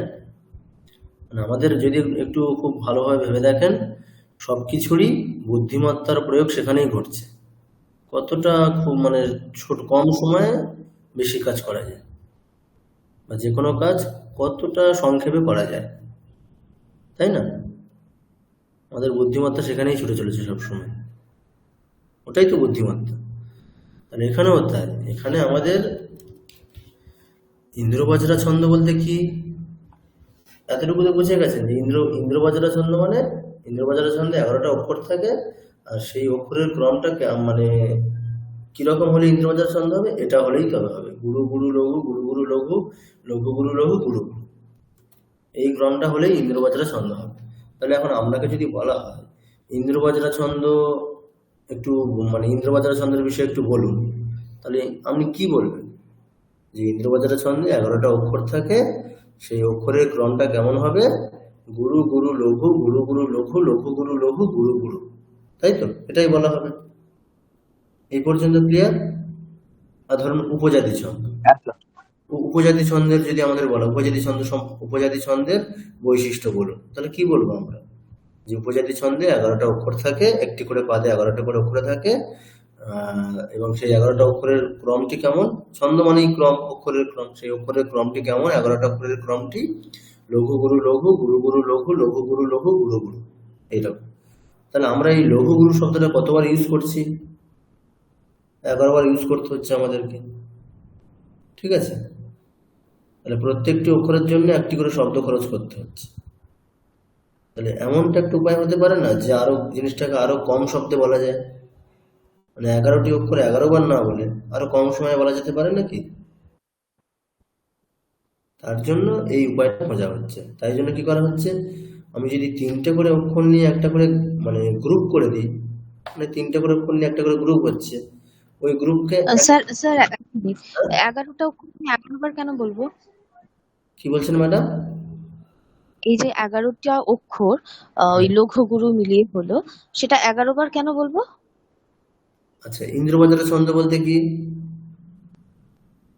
ছন্দ বারবার বলা হচ্ছে ওই কি, তো টোটাল 11টা অক্ষর থাকছে একটি পদে, লঘু গুরু মিশিয়ে। লঘু গুরু মিশিয়ে, সেই লঘু গুরু মিশিয়ে সেই অক্ষরের ক্রমটা কি? ছন্দ মানেই তো অক্ষরের একটা ক্রম। হ্যাঁ, ইন্দ্রবজ্রার ক্ষেত্রে তো এই তো গুরু, এই ক্রমটাই হলো ইন্দ্রবজ্রা। গুরু লঘু, গুরু গুরু লঘু। হ্যাঁ, তাহলে ইন্দ্রবজ্রা ছন্দ আমাদের যদি বলতে হয় বৈশিষ্ট্য, তাহলে আমাদের কি এই অক্ষরের ক্রমটাই বলতে হবে, আর তো কিছু না। 11টা অক্ষরের ক্রমটাই বলতে হবে। এই ক্রম থেকে যদি, যেমন মোবাইলে যেরকম হয় না 10 ডিজিটের নাম্বার, আপনার নাম্বার থেকে যদি একটা নাম্বারের জায়গায় অন্য নাম্বার দিয়ে দিলে কি নাম্বারটা একই থাকছে না পাল্টে যাচ্ছে? 10 ডিজিটের মধ্যে একটা ডিজিটকে যদি আমি পাল্টে দিই, তাহলে কি নাম্বার চেঞ্জ হবে? তো হ্যাঁ, চেঞ্জ হয়ে যাবে। ঠিক একই রকম, ওই যে ক্রমটা আছে ওখানে, মোবাইল নাম্বারের ক্ষেত্রে দুটো জিনিস আছে, ওই নাম্বারের ক্রমটাও আছে, ওই ক্রম থেকে যদি আমি একটাকে যদি চেঞ্জ করে দিই, তাহলে আমার নাম্বার চেঞ্জ হয়ে যাবে। ঠিক এখানে কোথায় ক্রমটা, এখানে ক্রমটাই গুরুত্বপূর্ণ। ওই ক্রমে থাকলেই ওই ছন্দ, ওই ক্রমে থাকলেই তবে আপনার নাম্বার। আপনি ক্রমটাকেও পাল্টে দিলে অন্য নাম্বার হয়ে যাবে। আপনার ধরুন নাম্বারে আছে 6-এর পরে 7 আছে 10 ডিজিটের মধ্যে কোথাও একটা, আপনি সেখানে যদি আগে 7 পরে 6 করে দেন, তাহলেও ছন্দ নাম্বার পাল্টে যাবে। হ্যাঁ, এখানে যেটা দেখলাম ইন্দ্র বজ্রা আর উপজাতির ক্ষেত্রে শুধু প্রথম যেটা ওই গুরু আর লঘু, ওই দুটোই শুধু জাস্ট পাল্টে গেল, তাতেই পুরো ছন্দটাই পাল্টে গেল, তাই না? তাহলে ওই জন্য পুরো ছন্দ পাল্টে যাচ্ছে। সেক্ষেত্রে তাহলে আমাদের কি, তাহলে ছন্দের তাহলে সারমর্ম কি? যে অক্ষরের ক্রম। তাহলে ছন্দের ডেফিনেশন বলা অক্ষরের ক্রম বলা, আর তো কিছু না। অক্ষরের ক্রম বলা বলতে হ্যাঁ লঘু গুরু ক্রমটা বলা, আর তো কিছু না, এর বাইরে কিছু নেই। আরে আমাকে তাহলে ইন্দ্রবাজার ছন্দ বলার জন্য আমাকে কি বলতে হবে? এই 11টা অক্ষর আমাকে বলতে হবে। আমি এরকম তো, এটা তো বললে মানে ইন্দ্রবাজার ছন্দ সম্পূর্ণ হচ্ছে না যে 11টি অক্ষর থাকে। ইন্দ্রবাজার ছন্দ বলতে কি, যেখানে একটি পাদে 11টি অক্ষর থাকে সেটাই ইন্দ্রবাজার ছন্দ। সেটা কি সম্পূর্ণ? না, যতক্ষণ না আমি ওই লঘু গুরুর ব্যাপারটা বলছি ততক্ষণ সম্পূর্ণ ক্রমটা হবে বলছি না। ততক্ষণ কিন্তু সম্পূর্ণ হচ্ছে না। তাহলে এবার ওই ক্রমটা বলতে গেলে আমাকে কতগুলো শব্দ খরচ করতে হচ্ছে? 11টি অক্ষর মানে 11 বার। 11টি অক্ষর মানে 11টি অক্ষর বলতে 11 বার আমাকে বলতে হবে লঘু গুরু শব্দ। আচ্ছা, তাহলে সেই 11 বার না বলে আমি আরো জিনিসটাকে ছোট করে বলতে পারি কি? ওই যেটা বললাম, আমাদের বুদ্ধিমত্তা সবসময় কি কি করে মানে শর্টকাটে করা যায় সবকিছু। তো সেখানে এখানে কোথায় 11, আমি 11টা অক্ষর 11 বার বলবো না, আরো ছোট করে বলবো। সেটা কিভাবে বলতে পারি? আমি যদি এরকম একটা গ্রুপ তৈরি করে নিই, একটা নির্দিষ্ট ক্রম, তাহলে আমি ছোট ছোট পার্ট মানে ছোট ছোট একটা অংশ মানে 11টাকে আমি যদি মানে 11টা অক্ষরকে আমি যদি এরকম করতে পারি, ধরুন এই যে বললাম 3টে করে গ্রুপ তৈরি করলে, 3টে করে অক্ষর নিয়ে যদি একটা করে গ্রুপ তৈরি করে নিই, তাহলে আমার 3 দিয়ে ভাগ করলে কটা হচ্ছে? 3 তিরিকে 9, মানে আমি 3টে গ্রুপ পেয়ে গেলাম আর 2টো পড়ে থাকছে। তাহলে আমাকে কটা কটা শব্দ খরচ করতে হবে? এক একটা গ্রুপের জন্য একটা করে, তাহলে 3টে গ্রুপের জন্য 3টে শব্দ, আর 2টো পড়ে থাকছে তার জন্য 2টো শব্দ। তাহলে মোট কটা শব্দ হয়ে যাচ্ছে বলাটা? একই জিনিসই বলছি। আগে বলছিলাম 11টা শব্দে, এখন বলছি 5টা শব্দে। ধরুন এই যে ইন্দ্রবাজার ছন্দের লক্ষণটা বা বৈশিষ্ট্য, আমরা এখন বলতে পারি কি, গুরু গুরু লঘু বলতে কি বোঝাচ্ছে? কোন গণ? গুরু গুরু লঘু বলতে আমাদের কোন গণটা বলুন? লাস্টের আগেরটা, লাস্টের লাস্টের আগেরটা। সেই গণের নামটা কি হবে? এই সূত্র দেখে ঠিক করতে পারবো আমরা কি। তাহলে তারা জ গুরু গুরু লঘু, তাহলে তগণ, তাই তো? আচ্ছা, তারপরে কি আছে? গুরু গুরু লঘু মানে তগণ। তারপর লঘু গুরু লঘু কোথায় আছে? লঘু গুরু লঘু এখানে আছে, ল গ ল। কোথায়? এখানে সূত্র দেখুন, লঘু গুরু লঘু, লঘু গুরু লঘু জ ভা ন, লঘু গুরু লঘু, তাই তো? জ ভা ন, তাহলে জগণ। লঘু গুরু লঘু মানে কোন গণ? জগণ। আর 2টো গুরু। তাহলে এখন আমি ইন্দ্রবাজার ছন্দের ডেফিনেশন কিভাবে বলতে পারি বা বৈশিষ্ট্য কিভাবে বলতে পারি? যে প্রথমে হচ্ছে তগণ, তারপরে তগণ, তারপরে জগণ, এবং তারপরে 2টো গুরুবর্ণ থাকলে আমরা গুরুর জায়গায় কি শব্দ ইউজ করব? বয় হর্ষ গু, এরকম শব্দ ইউজ করবো। আর লঘু হলে ল বা গ, শুধু গ ইউজ করতে পারি, গ। গুরুর জন্য গ, আর একটা গুরুর জন্য গ। তাহলে আমি এখন দেখুন ইন্দ্রবাজার ছন্দ আমি কটা অক্ষরে বললাম এখন? আগে বলছিলাম 11টা অক্ষরে, এখন বলছি কটা অক্ষরে?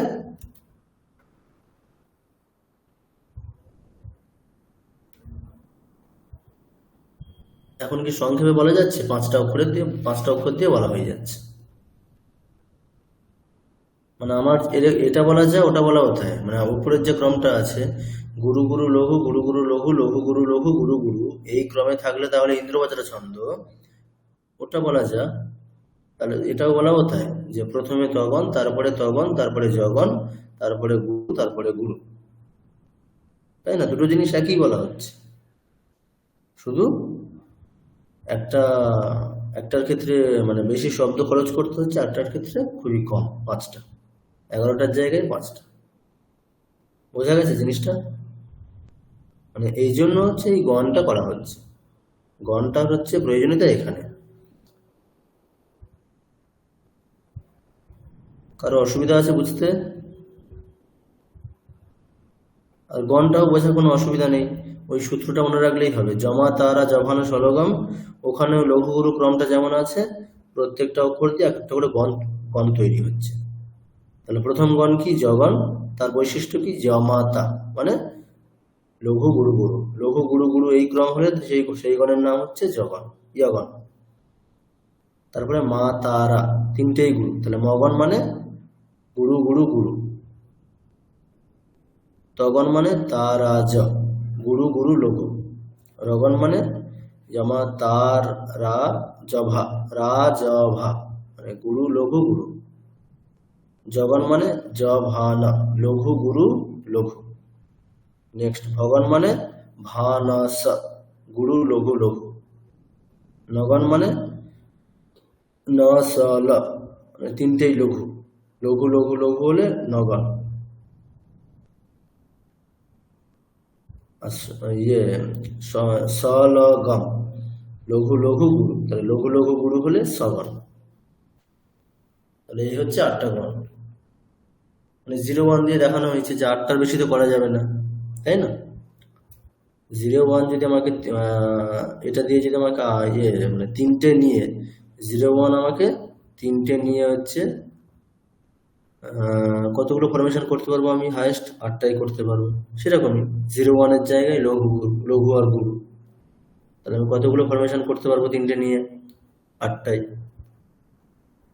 এইগুলো হচ্ছে গণ, এইটাই হচ্ছে 8টা গণ। ঠিক আছে, তাহলে এইবার বোঝা গেছে মানে গণটা কেন মানে দরকার আমাদের ক্ষেত্রে, এখানে ছন্দের ক্ষেত্রে। একটা ছন্দের বৈশিষ্ট্যকে খুব সংক্ষেপে বলা যায়। ঠিক আছে, প্রত্যেকের কাছে ক্লিয়ার বিষয়টা? আজকে একটু হ্যাঁ, অনেকটাই ক্লিয়ার স্যার। আজকে একটু বুদ্ধির বিষয়, ঠিক আছে? আজকে আমাদের শুধু চ্যান্টিং নয়, মানে মুখে শুধু উচ্চারণ করছিলাম না, একটু বুদ্ধির বিষয় আছে। কম্পিউটারে যে স্ক্রিনটা আপনি করলেন, এই স্ক্রিনটার স্ক্রিনশট পাঠিয়ে দেওয়া যাবে? হ্যাঁ হ্যাঁ, ওটার আমি প্রথম এটা থেকে শেষ। আপনাকে পিডিএফ করে পাঠিয়ে দেবো গ্রুপে।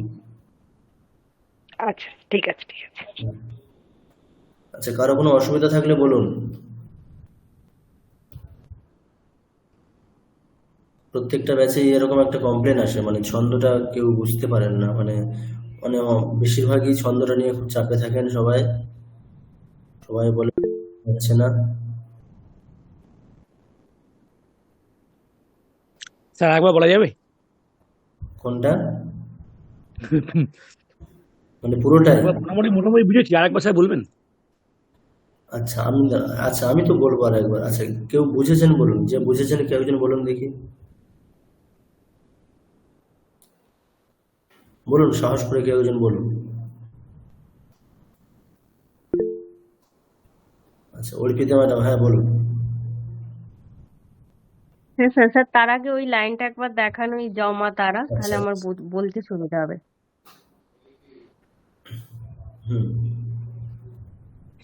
হ্যাঁ, এই জমা তারার জভা ন স লগম, এটাকে যদি আমরা সূত্র হিসাবে ধরি, তাহলে আমরা যে গণটাও যদি জ গণ ধরি, তাহলে সেই জ থেকে শুরু করে প্রথম 3টে অক্ষর আমরা নিচ্ছি, যেমন জ মা তা। এবার এটা কোন ক্রমে আছে, যেমন জ হচ্ছে লঘু, মা হচ্ছে গুরু, তা হচ্ছে গুরু, তাহলে জ গণ হবে লঘু গুরু গুরু। আবার যদি আমরা ম গণ করি, তাহলে মা তারা, এই 3টে অক্ষরকে নেবো, তাহলে সেক্ষেত্রে মা আছে গুরু, তা গুরু, রা গুরু, মানে 3টেই গুরু। পরপর 3টে গুরু থাকলে তাকে আমরা হচ্ছে ম গণ বলছি। এই আবার যদি ত গণ ধরি, তাহলে সেক্ষেত্রে তারা জ, মানে তা তা গুরু, রা গুরু, আর জ লঘু, মানে গুরু গুরু লঘু, এই 3টে তাহলে হচ্ছে যে ত গণ। স্যার এইভাবেই হচ্ছে তো গণগুলো। হ্যাঁ হ্যাঁ, এইবার এইবার যেরকম ইন্দ্রবজ্জার ক্ষেত্রে যেমন 11টি অক্ষর আছে, তাহলে 11টি অক্ষরকে 3 দিয়ে ভাগ করলে 3 3কে 9, আর শেষে 2টো থাকছে। এবার সেই হিসাবে গণগুলোকে বিচার করে, মানে সেই হিসাবেই হচ্ছে। তাহলে গণগুলোকে ইউজ করে আমরা খুব সংক্ষেপে বলতে পারছি। যেখানে আমাদের হুম হুম 3টে অক্ষরের জন্য 3টে শব্দ খরচ করতে হচ্ছিল, সেখানে 3টে অক্ষরের জন্য একটা শব্দ খরচ করতে হচ্ছে। হুম। ঠিক আছে, আচ্ছা এবারে বলুন বাকি আর কার বুঝতে অসুবিধা হচ্ছে? সুনীত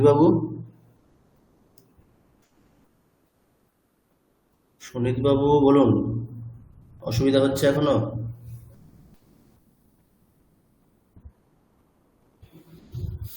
আচ্ছা, আমি তাহলে প্রত্যেকের একটু বলতে বলি, প্রত্যেককে, কারোর অসুবিধা হচ্ছে না আশা করছি। আচ্ছা, পারমিতা ম্যাডাম বলুন।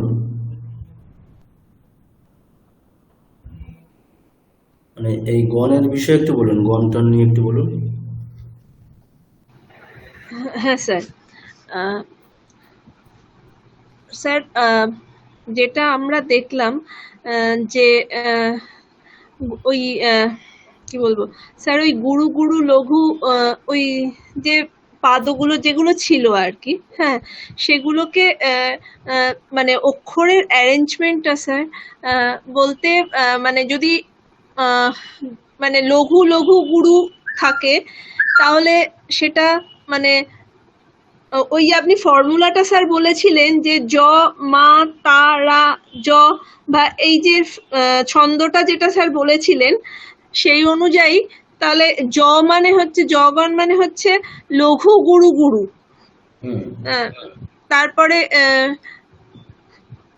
স্যার মা গণটা হচ্ছে গুরু গুরু গুরু, মানে এইভাবে মাগন বলবো না, মগন বলবো, ঠিক আছে?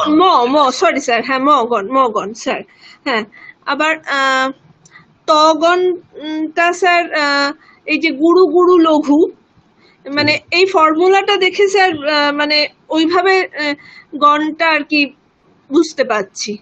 তাহলে এই ফর্মুলাটা আমাদের খুব সংক্ষেপে করে দিচ্ছি। একটা হচ্ছে গণের নাম আর প্রত্যেকটা গণের ক্রম, দুটো জিনিস জানা যাচ্ছে এটা দিয়ে। এটা দিয়ে আমরা 8টা গণের নাম এবং 8টা গণের ক্রম, অক্ষরের যে ক্রমটা আছে দুটোই জানতে পারছি। আচ্ছা, সুনীত বাবু বলুন। ফর্মুলাটা একবার বলবেন স্যার প্লিজ? এই তো লেখাই আছে দেখুন, জ মা তারা জভান শলগম। ঠিক আছে।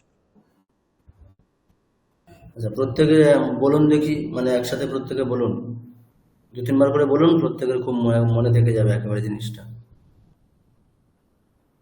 ইয়া মা তারা জভান শলগম।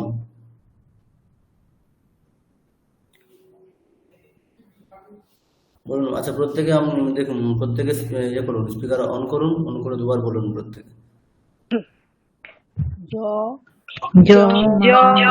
মা তারা জভান শলগম। জ মা তারা জভান শলগম। ঠিক আছে, বেশ, এবারে আনমিউট করে দিন।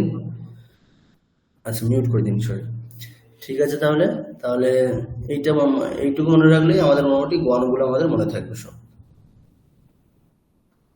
ঠিক আছে, তাহলে আশা করি মোটামুটি প্রত্যেকে এবারে বুঝতে পেরেছেন। এইবারে আমরা তাহলে আমাদের স্টাডি মেটেরিয়ালে যাই। দেখুন, গণ বিষয়ে লেখা আছে। দেখুন, গণ অর্থাৎ দেখা যাচ্ছে যে একটি পাদে অক্ষর বা বর্ণের নির্দিষ্ট ক্রম অনুসারে নির্দিষ্ট ছন্দ হয়ে থাকে, অর্থাৎ লঘু অক্ষর এবং গুরু অক্ষর একটি নির্দিষ্ট ক্রমে সাজালে নির্দিষ্ট ছন্দ হয়ে থাকে। গণ যেহেতু লঘু এবং গুরু অক্ষর নির্দিষ্ট ক্রমে সাজালে নির্দিষ্ট ছন্দ হয়ে থাকে, তাই এই লঘু গুরু ক্রম নির্দিষ্ট করেই ছন্দের লক্ষণ বা বৈশিষ্ট্য বলতে হয়। বোঝা যাচ্ছে জিনিসটা আশা করি। ছন্দের লক্ষণ বা বৈশিষ্ট্য বলার সুবিধার্থে 3টি করে অক্ষর নিয়ে একটি করে গণ করা হয়েছে। 3টি করে অক্ষর বলতে লঘু এবং গুরু অক্ষর, অর্থাৎ লঘু গুরু গুরু, গুরু গুরু লঘু, লঘু লঘু লঘু, গুরু গুরু গুরু ইত্যাদি ক্রমে সাজালে 3টি অক্ষর নিয়ে অধিকাধিক 8টি গণ তৈরি করা সম্ভব। এই গণগুলির নামও রয়েছে। গণের নাম এবং লঘু গুরু ক্রম মনে রাখার জন্য সূত্র রয়েছে কি, জমা তারা জভান শলগম। এখানে জিনিসটা করা আছে দেখুন, মানে লঘু গুরু ক্রমটা করে দেওয়া আছে, গণের নামগুলো করে দেওয়া আছে। ঠিক আছে, একটা অভ্যাসের জন্য দেওয়া আছে, মানে ও লঘু গুরু ক্রমে স্ক্রিনটা অন্য আছে আর কি। ও আচ্ছা, আমি অন্যটা শেয়ার করে আছি না, ওই ঠিক আছে, আমি ওটা শেয়ার করছি। দাঁড়া,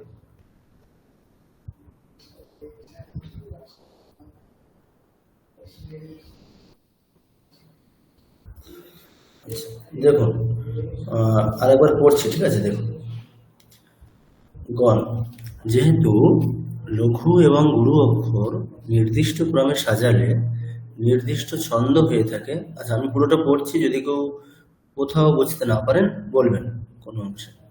যেহেতু লঘু এবং গুরু অক্ষর নির্দিষ্ট ক্রমে সাজালে নির্দিষ্ট ছন্দ হয়ে থাকে, তাই এই লঘু গুরু ক্রম নির্দিষ্ট করেই ছন্দের লক্ষণ বা বৈশিষ্ট্য বলতে হয়। ছন্দের লক্ষণ বা বৈশিষ্ট্য বলার সুবিধার্থে 3টি করে অক্ষর নিয়ে একটি করে গণ করা হয়েছে। 3টি করে অক্ষর বলতে লঘু এবং গুরু অক্ষর, অর্থাৎ লঘু গুরু গুরু, গুরু গুরু লঘু, লঘু লঘু লঘু, গুরু গুরু গুরু ইত্যাদি ক্রমে সাজালে 3টি অক্ষর নিয়ে অধিকাধিক 8টি গণ তৈরি করা সম্ভব।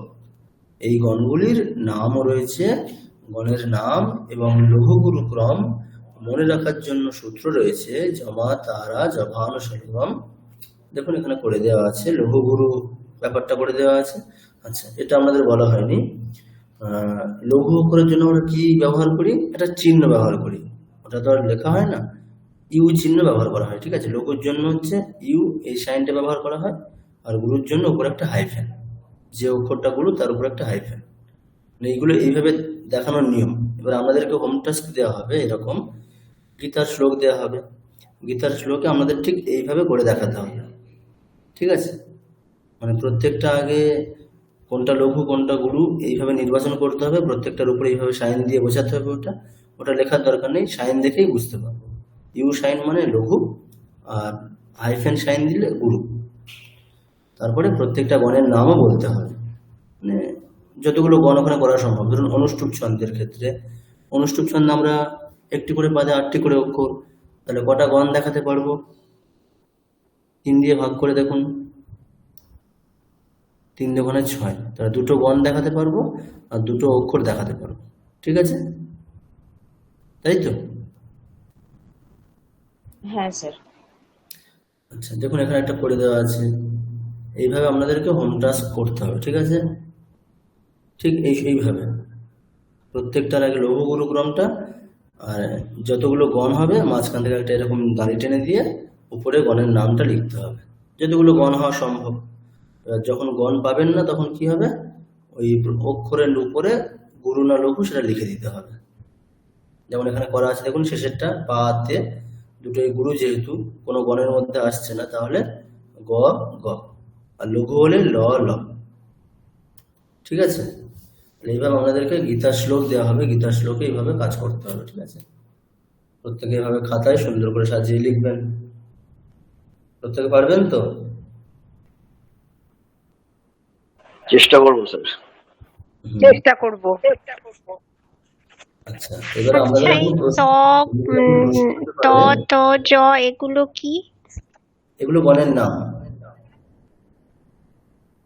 এগুলো এরকম কেন হচ্ছে? আচ্ছা, এগুলো কেন হচ্ছে, আমাদের সবকিছুই হয়ে গেছে এগুলো। আচ্ছা দেখুন, 3টে করে অক্ষর নিয়ে একটি করে গণ ম্যাডাম, তাই তো? তাহলে 3টে করে অক্ষর নিয়ে যদি একটি করে গণ হয়, তাহলে মোট অক্ষর সংখ্যা এখানে কতগুলো আছে দেখুন তো, 11টা আছে। তাহলে 11টা যদি থাকে, তাহলে আমি 3টি করে অক্ষরের গ্রুপ আমি কটা বার করতে পারবো এখান থেকে? 3 দিয়ে ভাগ করলে যা পাবো, মানে ভাগফল যেটা পাবো সেটাই ততগুলো গণ হবে, আর ভাগশেষ যেটা থাকবে সেটা হচ্ছে অক্ষর। তাহলে 3 দিয়ে 11 ভাগ করলে ভাগফল কত পাওয়া যাচ্ছে? 3, তাই তো?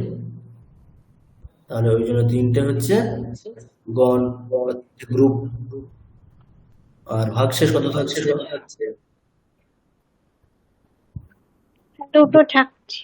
ভাগশেষ থাকছে 2, ওই জন্য 2টো হচ্ছে অক্ষর। ভাগফল হচ্ছে গণ, ভাগশেষ হচ্ছে অক্ষর।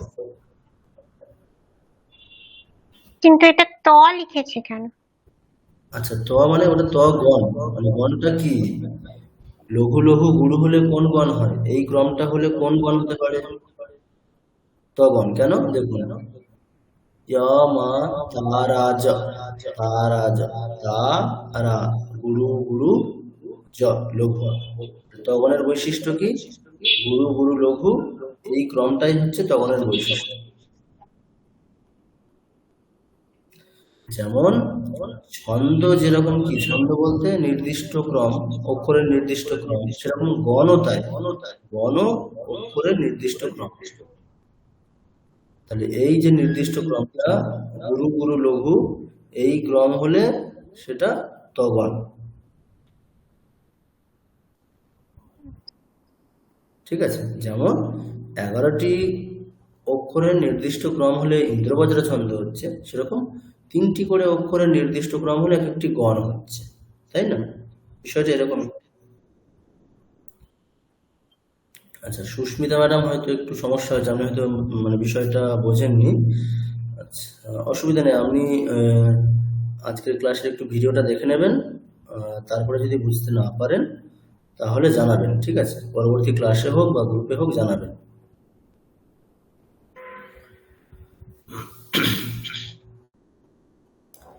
ঠিক আছে, তাহলে আপনাদেরকে এরকম হোম টাস্ক দিতে হবে, ঠিক আছে? গীতার শ্লোক দেওয়া হবে, ওইগুলো আপনারা এইভাবে খাতায় সাজিয়ে লিখবেন, ঠিক আছে? বেশি শ্লোক দেওয়া হবে না, মানে 2টো বা 3টে দেওয়া হবে, ঠিক আছে?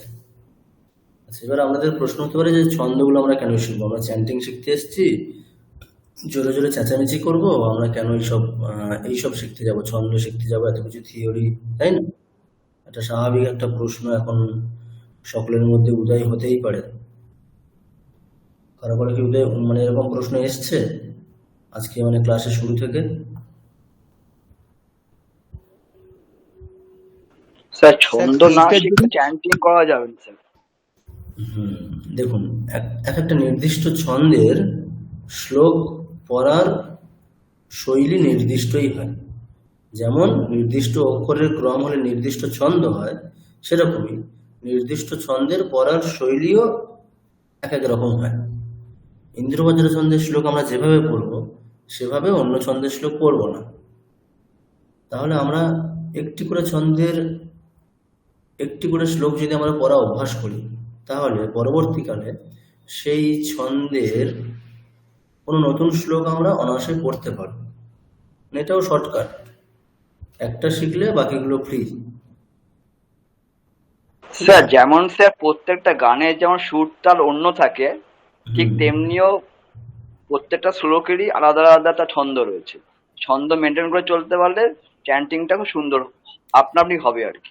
হ্যাঁ, এবারে এটা শেখার আর একটা কারণ, মানে আমরা যদি এতটুকু জেনে যাই যে একটা শ্লোক পড়েছি, আমরা নির্দিষ্ট শৈলী জানি, কিন্তু কোন ছন্দে ওটা আমরা জানি না, তাহলে পরবর্তীকালে যখন নতুন শ্লোক আসবে আমরা হয়তো ওটা নির্বাচন করতেই পারবো না যেটা কোন ছন্দে আছে। আমাদের কাছে ওটা নতুন মনে হবে, নতুনভাবে শিখতে হবে।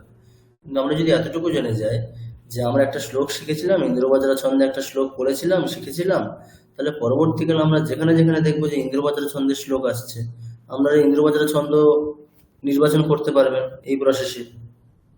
এইরকম লঘু গুরু ক্রম দেখে শ্লোকটা কোন ছন্দে লেখা সেটা আমরা নির্বাচন করে নিলেন, তারপরে আমরা জেনে নিলেন যে এটা ইন্দ্রবজ্র ছন্দের শ্লোক, এই শ্লোকটা তখন আমরা নিজেরা পড়তে পারবেন, যেহেতু ইন্দ্রবজ্র ছন্দের শ্লোক কিভাবে পড়তে হয়, কোন সুরে পড়তে হয় আমরা জানেন। ঠিক আছে, তাহলে এইভাবে একটা করে ছন্দের যদি আমরা কিছু শ্লোক পড়া অভ্যাস করি, তাহলে সেই ছন্দের নতুন শ্লোকগুলো আমরা অনায়াসে পড়তে পারব। ঠিক আছে, এই হচ্ছে কারণ যার জন্য আমরা ছন্দটা একটু চাইছি শিখতে। স্যার বলছি স্যার, এই ছন্দের আকারে যেভাবে সাজানো হচ্ছে, এতে দেখা যাচ্ছে যে কোনো একটা ওয়ার্ডের মাঝেও ওটাকে মানে সামনের ওয়ার্ডের সাথে যুক্ত করে দেওয়া হচ্ছে। যেরকম আপনি যদি সেকেন্ড লাইনটা দেখেন, মানে ফার্স্ট লাইনে ওটা নিয়ে মানে ছন্দের ক্ষেত্রে প্রথমেই বলা আছে, ছন্দ কিন্তু শব্দের ক্রম না, ছন্দ কিসের ক্রম? অক্ষরের ক্রম। আচ্ছা, তাহলে শব্দের সাথে যদি মিক্সড আপ হয়েও যায়, মানে তাতে কিছু যায় আসে না। এখানে ছন্দ হচ্ছে অক্ষরের ক্রম। ঠিক, তাহলে স্যার উচ্চারণের ক্ষেত্রেও তখন এই ছন্দের এইরকম স্টাইলটাই হবে আর কি, মানে ফলে ইজি ভাবে ওটাকে প্রনাউন্সিয়েশন করতে পারে, ওই ছন্দটা মেনটেন উচ্চারণের ক্ষেত্রে আমাদেরকে মাথায় এটা রাখতে হবে না যে আমাদেরকে সার্থক অংশই, মানে আমাদেরকে উচ্চারণের মাধ্যমে শ্রোতাকে বোঝাতে হবে যে আমরা এক একটা সার্থক অংশকে, অর্থপূর্ণ অংশকে আলাদা করে উচ্চারণ করছি, এটা শ্রোতাকে বোঝানোর প্রয়োজন নেই। ধরুন এই যে শ্লোকটা আছে, একো হি দোষো গো, তাহলে দোষো শব্দের অর্থ আছে, দোষো গু এই শব্দের কোনো অর্থ আছে কি? কোনো অর্থ নেই।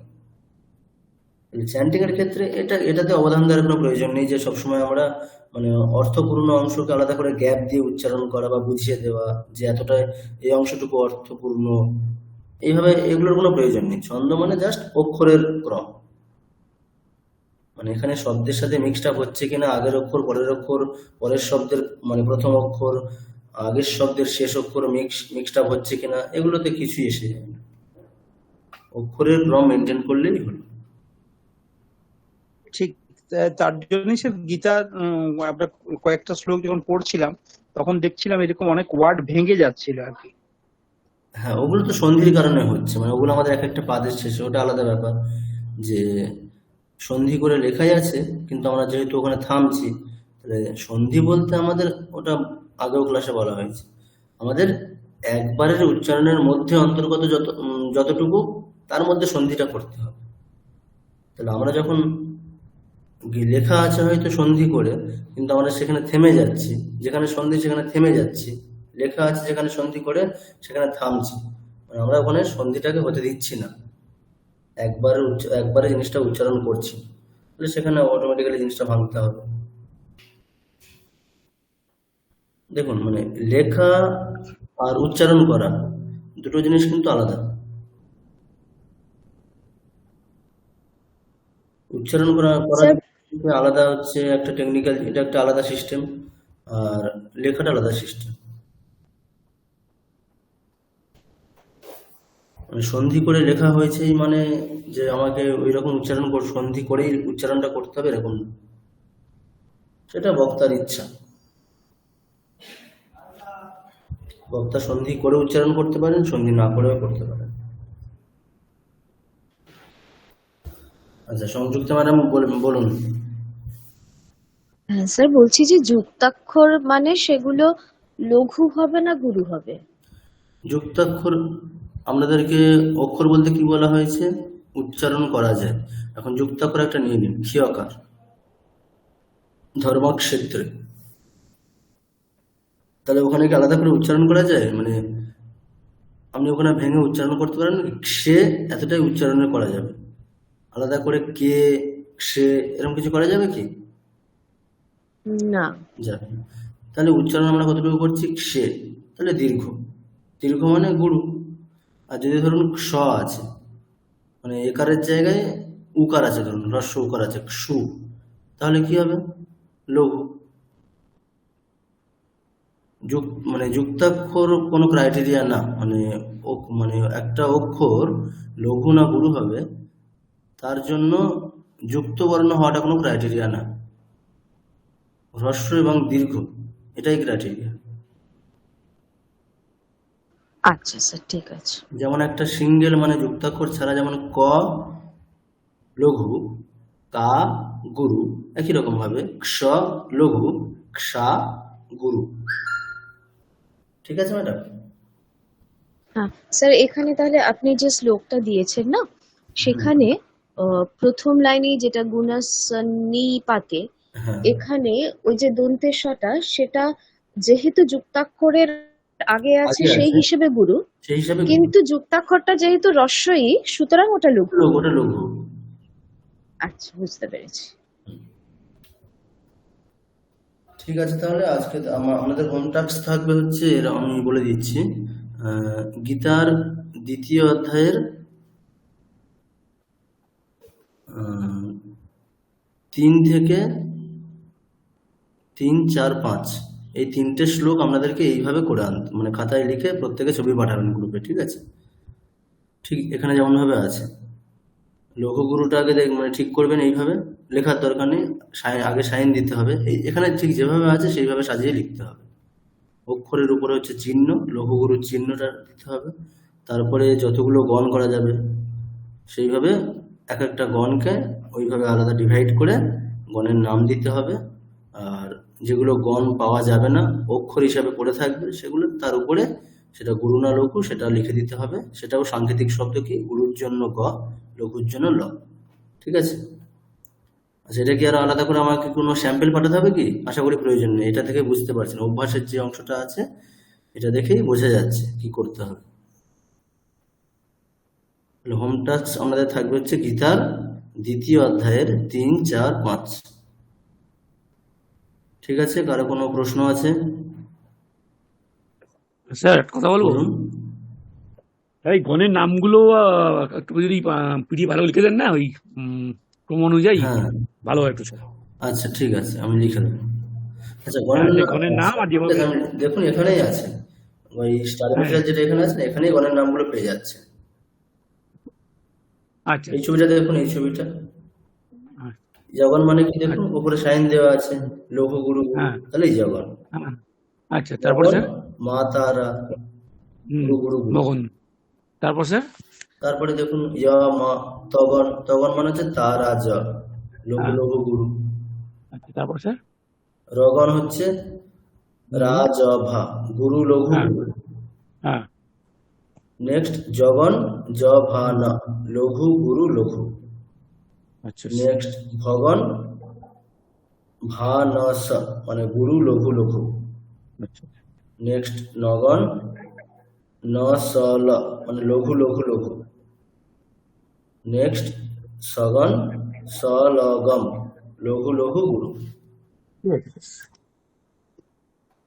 ঠিক আছে, হ্যাঁ হ্যাঁ, ঠিক আছে।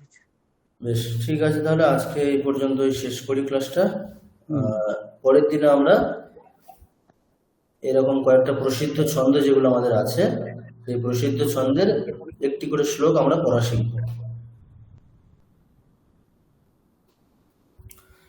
বেশ, শুভরাত্রি সবাইকে, শান্তি মন্ত্র। শুভরাত্রি স্যার। ওম শান্তি শান্তি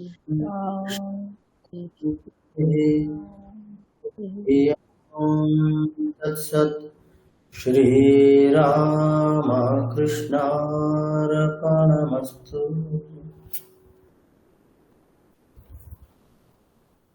বেশ ঠিক আছে, শুভরাত্রি সবাইকে, সবাই ভালো থাকবেন। শুভরাত্রি স্যার। কথা হবে। শুভরাত্রি স্যার। শুভরাত্রি। শুভরাত্রি স্যার।